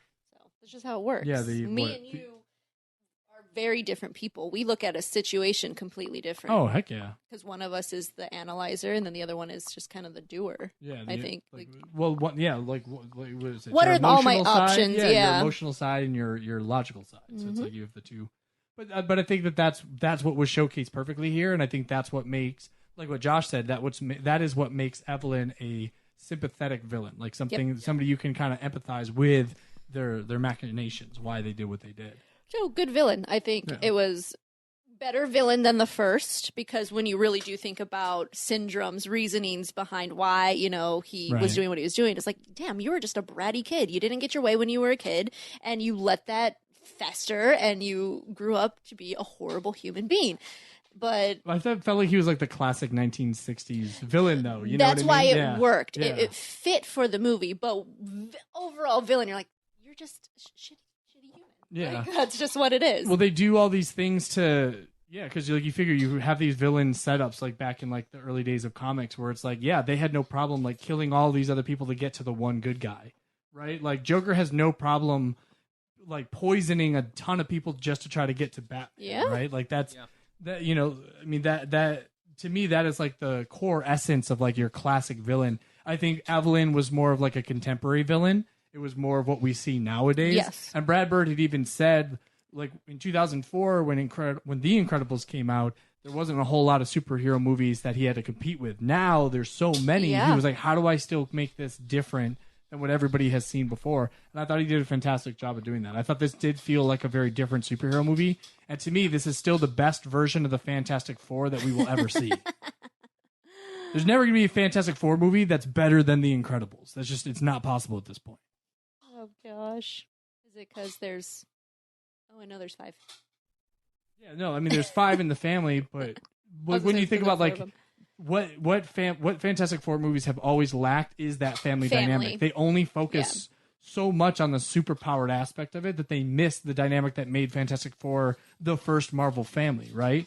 So I think with this, that Brad Bird has shown this is how you do this right. A legit family. Yeah, this is how you do a superhero family dynamic, and you sell it in a way that makes sense. Okay. I will say I feel that they probably could have killed Evelyn. Like when she gets sucked out of that plane, I was like, okay, she's gone. I was like, that works. Like if that would have been the end of her, would have been totally fine. Right. Maybe they didn't want it to be too reminiscent of the first one. They're like, well, I mean, all she had to do is get sucked out and just be like, "Where's my sister? She didn't make it." That's all you got to do. Like you didn't actually see her get, pulled up in a turbine or anything. Yeah, but I think with that, if she did get sucked out, there's always that. Did she make it? Yeah, maybe she did. At least this way we just know she did, and she's getting put behind bars, and who knows. Yeah, well, because like I always said, it would have been cool to have Syndrome as like a potential backup, or even just like a quick cameo villain. So like I like the idea that Evelyn is still she there. Could come back. There's still that possibility. So, and who knows? Maybe Syndrome was able to get his cape off, and the cape was what blew up the turbine, and he just got catapulted off somewhere else and landed with his one rocket boot. Who knows? His other tech that was still working. 0 point energy. I mean, I don't know. There's a ton of options. Maybe his hair stopped his fall. Maybe he comes back and he's just bald like Luther. I dig it. But Brad Bird had said that because this movie was moved up with its production schedule, because remember this was supposed to come out in 2019, but then they flip-flopped dates with Toy Story 4, so it actually cut them down a whole year of production. So there were a lot of plot lines that they had to cut out that were still really good, viable plot lines that he has already said, should they do a third film, that he would utilize a lot of those same plot lines into the third one. And there were a lot of threads that they had set up in this film that they didn't get to do the payoff because they didn't have enough time to do it. So I'm hoping we don't have to wait another 14 years for it to come out, but I very much would like to see You are hoping 3. for an Incredibles 3? Absolutely. If we have to put up with 3 Cars movies that nobody asked for, Gavin I better get 3 freaking Incredibles movies. Well, I would have been okay with another Cars movie if it went straight to 3. Like, if That was Cars 2 was 3. I would have been fine with a Cars movie if it went straight to the garbage can. Straight to DVD. Yeah, they can have straight to DVD like Pocahontas 2 and Bambi 2 and Mulan. everything else too. Yeah. Lion King 1.5, Simba's Pride or whatever. Like One and was a half. Lion King 2 Simba's Pride. Thank you. Lion what King was one and a half? That was like the Lion King except told by Timon and Pumbaa. Yeah. Yeah, Like, God. what were they doing? Nobody cared, but we Yeah. made a movie. Nathan Lane costs a lot of money. No, Yep. yeah, I'd be excited for a third one. What about you, B? I'm pumped for a third one. It's one of those where it ended on an open note. I think that's the thing about superheroes. It doesn't ever really end. Yeah. It can always keep going. There's always a new villain. The story can continue. Where I want it to go, though, The Underminer kicks off again.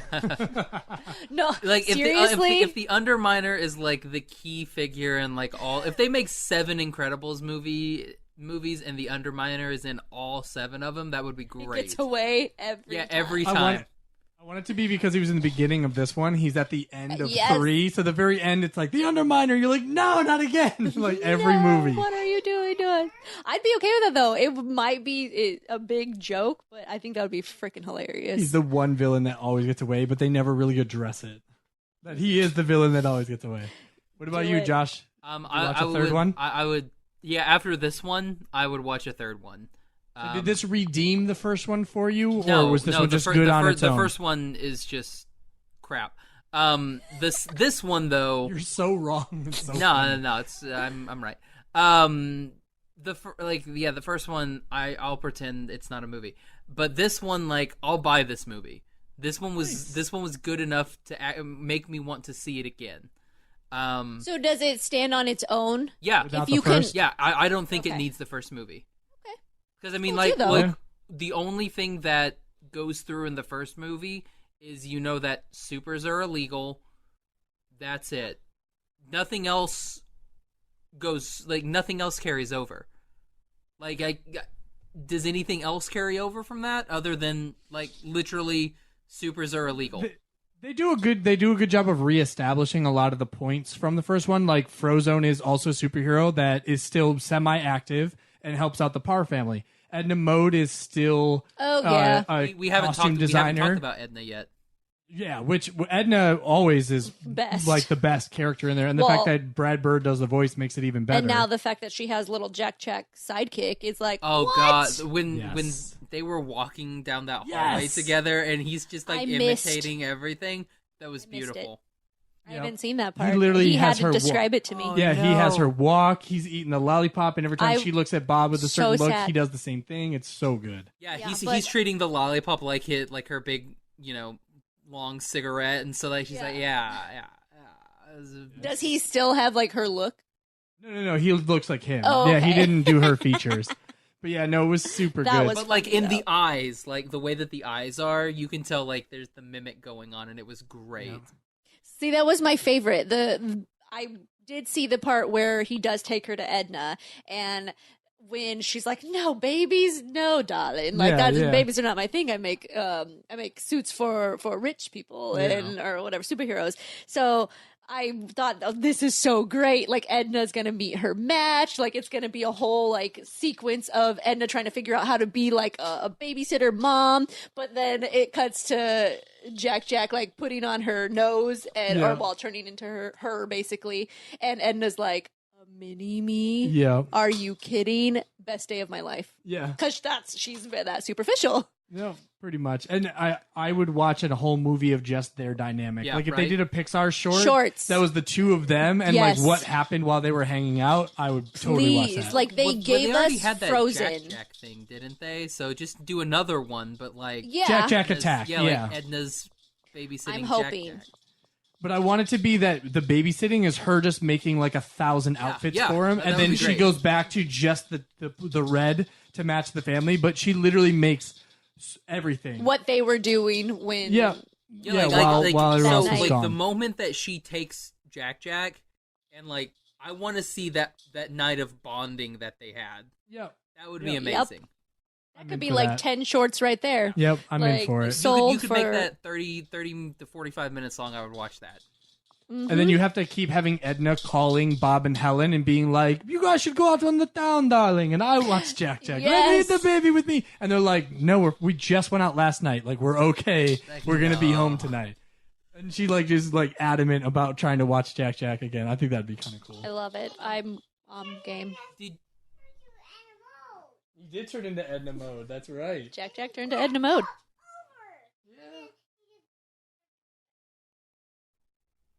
Turn back to Jack Jack. Remy giving you the recap. Remy's reviews. Recap Remy. Did you guys? I don't know if it was my theater or if it was everybody. Like, did you guys have like a really long random cut that happened in the middle of the movie? No, might have Not been that just I your remember. theater. Like, it was like I don't know. I think it's like right after an Edna scene, and it's like right when Bob and Helen Violet? is like waking up. Like, there's like a long extended black cut scene. Like, it seemed like it was just a really bad cut, and it's just like a long scene, and like I thought the movie stopped for a second. Like, it was a good weird. like 3 seconds, and I'm just like, oh, are we doing anything? Because like it goes from like light, and I think Edna says something, to just black, nothing, and then Helen wakes up and she's been captured. See, we have like the movies are digital. I know you guys still do film reels where you are, it was but digital. It was digital. No, we don't do that anymore. They got rid of all. It was digital, and that's why I was like, it was just a really random cut. Yeah, I don't remember having anything that like stood out. No, Same. I don't remember. But I also left at that point out of the theater, so I could have missed it. Truth. If it was there. So do you want to get into a rating for this one? Yeah, I mean, I guess we can kind of already said, talk about but music, I guess. Giacchino came back for this film after literally doing the music for every other Disney film since Incredibles. I thought it was seamless. It felt right along with the first one.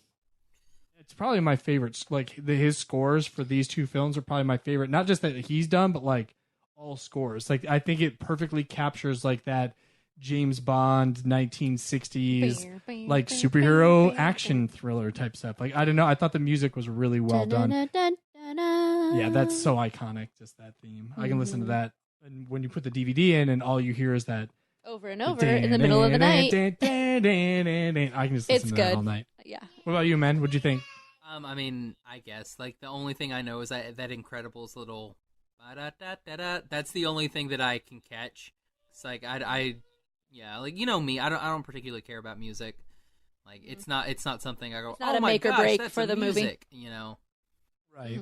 Like I couldn't tell you the difference between like Hans Zimmer and I don't know Michael Bay. I say neither one of those classically trained musicians I care about.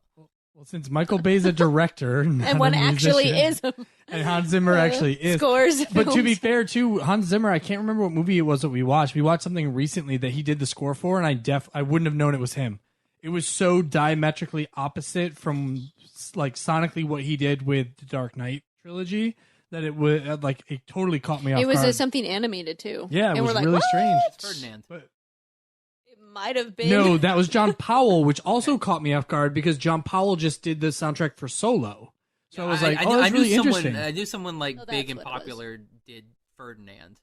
Yeah, it was weird. Yeah, John Powell had just done Solo, and then was also it had the Lego done movie? Maybe it was. It was. I feel like it was weird. something really weird. But yeah, so I don't know. I really liked it though. But I listened for that. You stuff. listened for the music. Yeah. I enjoyed it. I thought it fell right in with the first one. So music on par. Like the golf. So I guess let's go ahead and rank it. Cool. So Cloud Cities, this is people's. So out of 5, or we're doing that kind of rate. Okay, so out of 5, 5 out of 5, because Jack Jack alone deserves 5. Yeah. The fact that there's more than just Jack Jack in this movie makes it that much better. But the whole time I kept telling you, Jack Jack and the raccoon. That's all I need to see. Like, I know it's going to happen. It's going to go down. There's going to be a big battle. Oh my God. And it was everything I hoped for and more. It was amazing. He was mad. The raccoon was mad? And Cha-Cha because Cha-Cha didn't let raccoon eat food out of trash. Yeah, that's right. He didn't eat the food. Because you shouldn't eat food out of the trash, guys. That's right. Jack Don't was do trying to it. protect him. Yeah, I mean, for everything that we just talked about, like the music, the storyline, the character development, the artwork, and like the animation, everything about this, I think, was on par, Again. with the first film, if not a little bit better, just because it did introduce a better villain, put a little bit more intrigue into the storyline. I mean, the nostalgia factor for me will always elevate Incredibles, The Incredibles, but Incredibles 2 for me is 5 clouds without fail. Cool. So 5 out of 5 for you. Yeah, I plan on going to see it again, with or without you guys. So. And for you? What about you, Dipper? So I am going to give this movie 4 Dipper Pines. What? Nice. I was which not I think is 3 more than Incredibles got. So yeah, I'm gonna give this one 4. Like, again, my gripe is the characters, and that just like throws me out of the movie. Like those background characters, it kills me. Like it takes me out so much, because then I'll see a background character that looks normal, and I'll be like, oh, maybe that's like a new character who's gonna be super cool, and it's just a background character. So it's like I can't tell who's important, who's not important. So then maybe that's actually a really good thing for the animators, because they just did that well of a job on the background stuff. Yeah. But they didn't do that wonders. well of a job on the But background. they did. Because they It don't makes look you good. look at them. Well, then I would have said this would have been the first. If they did it that way, this would be the first animated movie of all time where the background characters were as uniquely developed as your main characters, which then I feel would be even more confusing, because you'd be like, wait, but that guy has a really cool outfit on, so he must be. No, he's not talking. Oh, he just walked out of frame. Okay, but that girl, look at that dress. Nope, she just walked out of frame. So maybe it's just distracting? Yeah. I feel like Josh is distracted the opposite way. Yeah. Because all of those background characters are boring and they're in the background. Just because they're in the background doesn't mean that they can't have character. Like what we talked about in the Tycho episode. Like what they did in the backgrounds of all that gave that house character. Speaking of the house, I don't know how many sofas they ruined, and I know that they bust a wall and break like 2 things of glass, but they're automatically fixed in the next scene. So I'm gonna guess that's what the house does. It just auto fixes. I guess. I don't know if they have somebody like really good, but I mean, if I'm what's Bob Odenkirk's character? I can't remember. Winston. If Winston is like constantly getting a bill, it's like, maybe I put them up in like a hotel or something. You know, maybe But maybe I think a nice Winston's hotel, but Winston's money is limitless. Limitless. That he's like, that's the small house. But here's the Do thing, what you though: want. if you're rich and you have to spend money on something that you didn't do, it's like, Wait a minute. why am I spending this money?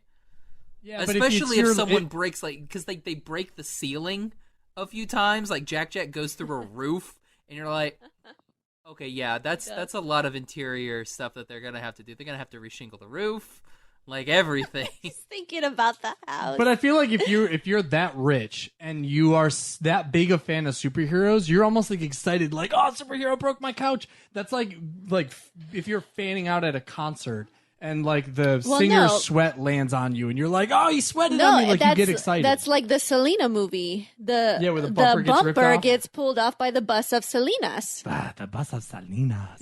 Yeah. You're excited. So I think if anything, Bob or Winston was probably kind of pumped. I would have liked if there had been like over in the corner, like a bunch of broken couches, like that the Parr family had just stacked it off to the corner, or outside in the near the garbage.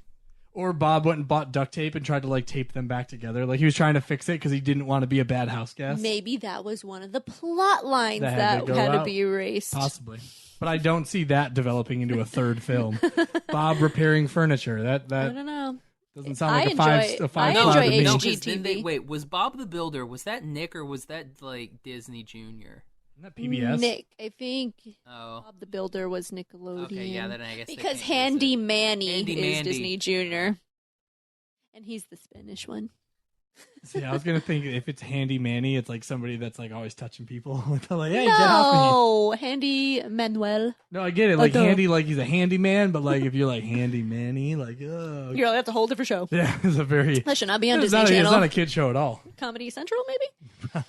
Maybe. That's a Netflix original animated series. I'll be so pissed when that comes out and Right? we are not getting any money for it. It was all my plan. So real quick, Gavin, what did you think about the movie? Hey everybody, this is Gavin, and I am just here to give my short review of Incredibles 2, since I couldn't be on the show this week. So, The Incredibles 2 was an amazing film. I really enjoyed it from end to end. The story this time around centered on Helen Parr instead of Bob, and we really got to see a lot more from her and her Elastigirl persona. I really did like that. I liked that they could flip the script and still keep it feeling a little bit new, and it wasn't as samey as you might expect it to be.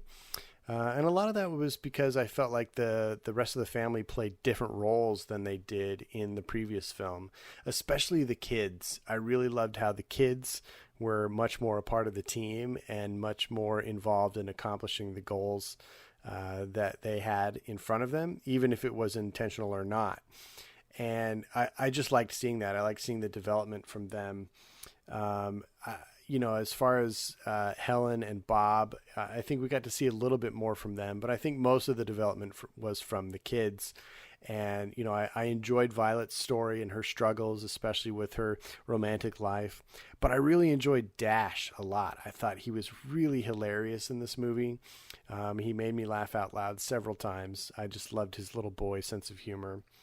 But to be quite honest, I feel like Jack stole the show. I think that his character was immensely entertaining. The raccoon fight alone was totally worth it. And he might just be my new favorite superhero. I love the unpredictability of his multiple powers and what he can do. But I thought the story was really strong and the characters were really good. I like that they didn't inject or introduce you to a ton of new main characters. All of the new characters just seemed to kind of be little side characters that kind of helped the story move along. We got a few new superheroes in there, which I thought were all very creative and neat. But we didn't have to be too involved in what they were doing. And even the villain in this case was almost secondary to the plot. And I thought the villain was good. I thought the idea of Screenslaver was pretty cool. And, my one criticism would be that it was a little predictable, who ended up being behind Screenslaver. But, that's a small criticism, and I think it played out well and resolved itself well in the end. As far as the artwork in this movie, obviously this is a full generation removed from the animation quality that we had 14 years ago when the original film came out. So on that level, the textures and the lighting and all of the actual animation in this movie was so much better than the original. And it was just exquisite. It was really good to look at. The action was animated very well. The effects were beautiful. The only criticism I have here would be that the characters didn't quite look the same as the original characters. Obviously their skin and their hair and the textures in their costumes were going to be a little more fleshed out. But I felt like the actual composition of some of the characters didn't quite look the same. And to me, it stood out most with Dash. I felt like he was a little taller and, like he'd grown up a little. And I don't think we were supposed to have seen any real aging because this happens right after the original movie. So that threw me off a little bit. But other than that, I thought the character design was really, really good. And the design of the new heroes was really good. I liked all of them. I particularly liked the Crusher character. I thought he was really cool. And then, the environments that they live in and interact with were just amazing. I loved the house that they got to stay in, that kind of mid-century, ultra-modern kind of look. Reminded me a little bit of Gru's lair in Despicable Me. Not Gru's lair, but his nemesis's lair in the first Despicable Me movie with the shark tank underneath it. But they had cool, like, movable tiles on the floor with water features, and I don't know. I just thought it was really cool. So I liked all of that. And then the music for the movie, it was very much in keeping with the original movie. So it kind of had that spy movie feel, kind of a traditional spy sound, but they just kind of evolved it to a bit of a new sound and for a new movie. And I thought it worked really well. I laughed many times in this movie. I found it intense. I found it touching. Basically all the emotions that Pixar is really good at just pulling out of you. I think they did a great job. And though I am tiring of Pixar sequels, I do feel like this is among their better sequels, probably the best 2 or 3 sequels they've ever done. So I give this one 2 thumbs up. On my rating scale, I do give it 5 Jiminy Crickets. I have always loved The Incredibles, and I thought they did it justice with this sequel, and that it was entertaining from beginning to end.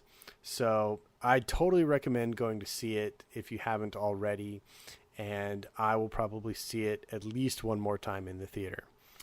Thanks for having me, guys. Hope you have a great week. Stay super. Excellent, Gavin. Thanks. Seemed a bit long on the tooth, but okay. I know. Could you have either spoken faster or cut it down a little bit? I mean, or to us. Yeah. That would have been Well, nice. he originally sent in 20 minutes. So I was able to whittle that down to 6. Right, the bullet points. Yeah. It took a lot of editing. Sounds like a lot of work. But you still left the ums in, which just seems odd to me. I feel like those are the things you could have cut out, without fail. No. Anyway, Gavin, I agree. It is 5 out of 5. Yeah, top notch. It was incredible. Ooh. Like golf. So guys, where can everybody find you? Where are we, Liam? On the interwebs.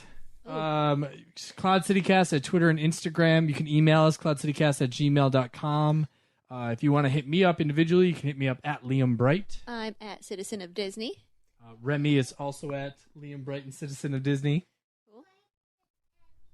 Oh, Remy's just at Liam Bright now, so you can only find him Brittany. on my stuff. Yeah, I've been disowned. It's okay. Well, I have more time on my hands now, so it's really nice. Every day actually. is Dadder Day now. Father-son day. Okay with me. Golf. Dad jokes. Where can they find you, Josh? Yeah. You can find me on Twitter and Instagram at Josh L. Kane. You can find the podcast on Instagram at Animation Station Podcast, on Twitter at Animate Podcast, on Facebook, Animation Station Podcast.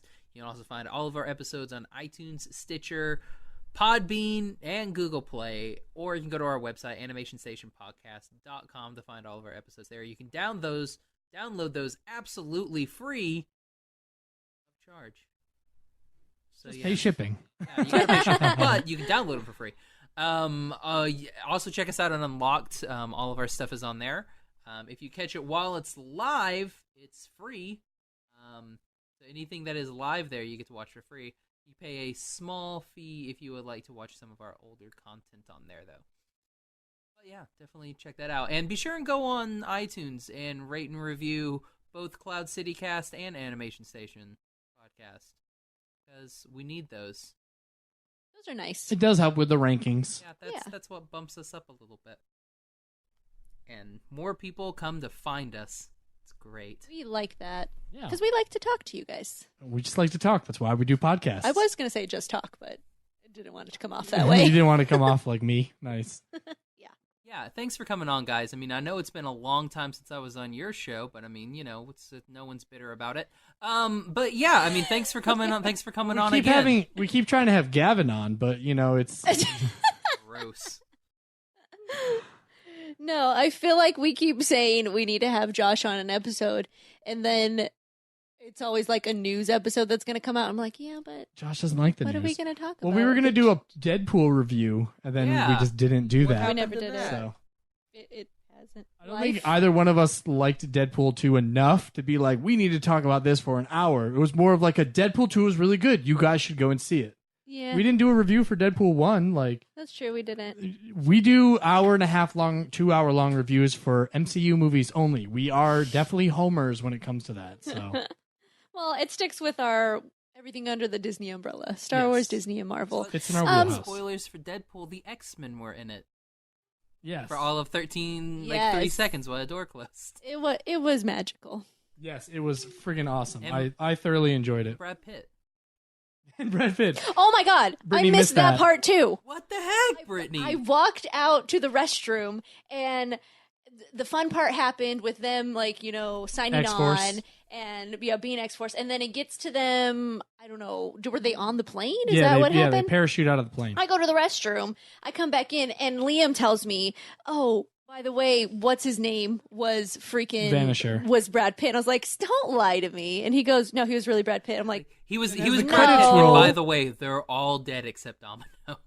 And they and as a credits roll, I go, look, see Brad Pitt, and like she missed it. I left. I'm like, I missed it. You're lying to me She again. was like, I know you're lying to me, and I was like, oh my I god. didn't believe him. I had to Google it. Yeah, and then I even went on, and she was like, that's Wikipedia. I'm not going to trust that Wikipedia. She was like, you could have gone on there and added it. And I was like, I would have had to go through a lot to get this joke to work. Like, no, just trust me. You've been setting it up for months. Yeah. And Matt Damon continuously putting wonderful cameos in all movies. Right? Still not his best Marvel. cameo, but it's up there. Was Matt Damon in there? Yeah, the two truckers that were sitting there when Oh, Cable yes. first pops in. Oh, Yeah, yeah. it's Alan Tudyk. Yeah. Alan Tudyk. Yeah. I knew it was Alan Tudyk because he just looked like him. Yeah. Well, you could tell when he talks. No, he looked like him, and I Matt Damon, honestly didn't thought it know. was going to be like a Tucker and Dale versus Evil type thing. That's what I thought it was when I saw those two, because I saw on Tudyk and I was like, wait a sec, but no, it wasn't Tucker and Dale. It was Alan Tudyk and Matt Damon. Nice. Well, I mean, I guess if you want to, we can definitely do a review for Deadpool. That's fine. We already did one. That was it. We already did one that was it. That was Deadpool. That was our Deadpool review. There you go. Hope you guys like that. Be sure and counting that as an Did you episode. guys catch the Stan Lee cameo? Yes. The billboard. Bust. Oh yeah, Brittany wouldn't have seen it. I was like, what was it? He's like on the side of a building. Oh, That was it. then no. Yeah. I missed that one too. That was that cameo. I thought he was like one of the busts in the mansion or something. Yeah, he was. Yeah, he was also a bust in the mansion. Yeah, so I figured that was. Yeah, his he's cameo. he's on a billboard, but then he's also one of the busts when Deadpool's going through and breaking Yeah. things. I He's one of didn't the busts notice in that. the mansion as well. I didn't even see that. So I caught that cameo, but I didn't catch. He's also on the building. Fred's dad. In Big Hero 6. Yes. That's he that is. to me is I probably the caught that. best. I don't go to the restroom for animated movies unless that kid has to go to Yeah. the restroom. Yeah, usually he doesn't have to go for animated ones, but when they're live action for some reason, oh yeah, that's right, because they're like an hour longer than animated films. True. He did not see. And like we didn't even talk about this. No. This movie was 2 hours long. Yeah, a this was long intense. animated movie. We went to the They 6 all are o'clock. We went to the 6 o'clock showing on Thursday night, Got and up when at we walked 8:30? out, it was 8:30, and I was like, "How long was that movie?" Like, it didn't feel like it when we were in it, but definitely, I was not expecting it to be that long. But luckily, it kept, I think, all of the kids' attention spans. I don't think there was any kid in there that lost it. No. Because usually when you go for a premiere night or even just a kid movie, you expect to hear a kid cry or like, I need to go to the bathroom, I need to do this. No kids got up. They were all invested the whole time. So one thing I thought was super funny, I saw somebody had tweeted, I'm going to Incredibles 2 tonight. All of you need to leave your kids at home so I can enjoy this movie. And I was thinking about it, and I was like, dude, 14 years ago, you were that obnoxious kid in the movie theater that ruined the movie for me because I was only 21. Yep. So guess what? I'm going to bring my kid to the movie. And just because I want to find you which seat you in. Yeah, I'm going to sit right next to you because my kid actually behaves himself in the movie theater. Other than the times where he turns to Brittany and says, "Mom, I want more popcorn." Yeah, of course, kid. You need more. Like I was saying, like my my 5-year-old. The 5-year-old next to me, totally great. The dinks though, loud the whole entire movie. Like when what's his face like barfed, she was like, "Ew, that's gross." Like, how old did they look? I don't know, like 40. What? Oh no, yeah, no, she was not my age. She was older than I was. Like, I don't know if these were like grandparents checking out the movie for their grandchild. They or, were like, gonna be seeing it before their kids. I really thought you were saying they were gonna be like early 20s. I'm like, no. they were just obnoxious people on their phones. They were like mid 30s. Oh my gosh. Yeah, like, okay, so it's just obnoxious people. And then like they left, and so like it was one of those things where like I like to stay during the credits, just because I mean, we sit through to the end, not just because of cutscenes or like extra credit to scenes. Enjoy. It's something my mother used to do. Is she would always sit to appreciate everybody that worked on the film. So she would sit till the very end, and then what was it? I think it was like young Sherlock Holmes had like a post credit scene. And when she saw that, she was like, "Oh my God, I'm definitely staying for every movie." Because my father used to always be like, "Can we go? Can we go?" And then when that happened, she was like, "See, now you're definitely going to want to stay." Yeah. So like I had to leave early though because I was the only one left in the theater and they were cleaning, and like the guy was kind of like looking at me like, "Dude, bro, leave." So I was like, okay, I had to leave.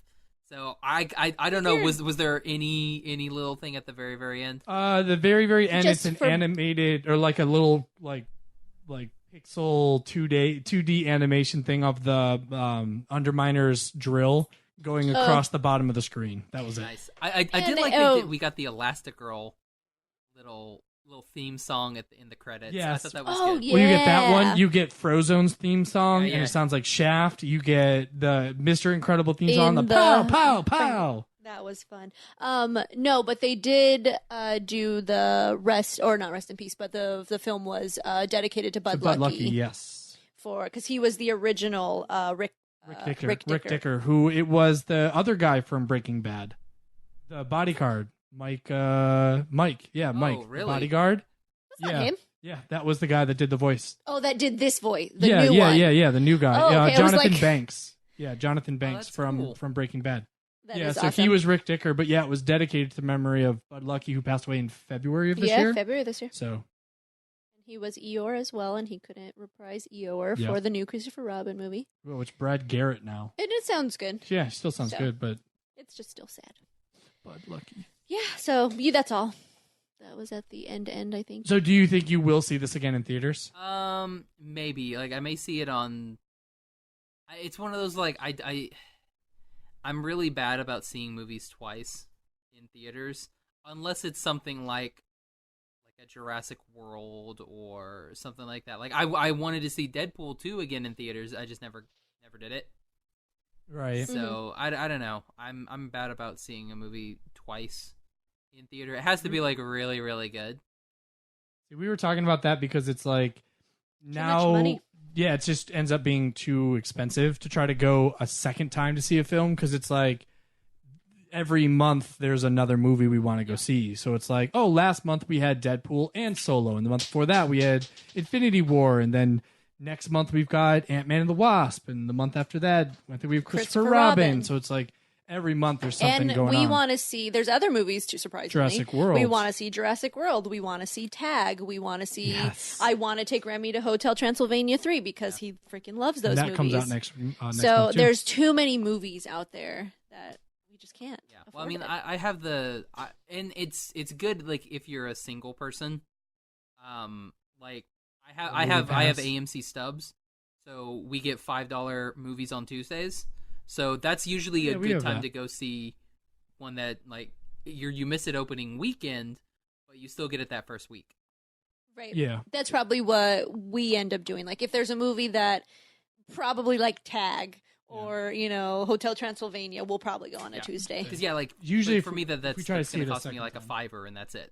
Because, like, I don't get drinks or anything at the theater, so... I get the free ones because with Regal, with points, you just constantly add up, and then like for 7,000 points, you're like, get a free popcorn, get a free this. And that's the only time I get them. You get the Stubbs rewards, so like you get like $5 that that you can like throw towards like a ticket or something in concessions. Mhm. And I just usually that's where I usually buy my tickets. Cause like I'll wait till I have like $10 in tickets and buy a ticket and I'm done. Oh, smart. Yeah. Nice. Cause like, Oh, that works. yeah, cause like I don't Discount. eat popcorn. I don't buy like the $13 nachos at the movie theater and stuff like that. So I'm like, Oh, We yeah. do every now and then. Yeah, like, I'll buy the $8 pizza. You'll do the pizza. What we got to do is we have to start going to Five Guys across the street and smuggle it in. That's how you do it. And just eat burgers, but then the aluminum foil, everyone's going to hear it. Well, and then the theater. Well, I guess that's any food. The theater starts smelling like when people start opening up all their food around you, and you're like, "You had this, you had that," and none of those things are sold in this Who theater. brought sushi to a movie? The theater? worst is beef jerky. It's like when you open up gross. beef jerky, you're like, someone's got beef jerky. And then like everybody Gross. wants it the rest of the film. Okay, I guess we need to go. Sure, you're closing in on 2 hours Yeah. here. So. All right. So for the Animation Station podcast, I'm Josh. For Cloud City Cast, I'm Liam. I'm Brittany. Bye, little butterfly. I make the world a better place. place.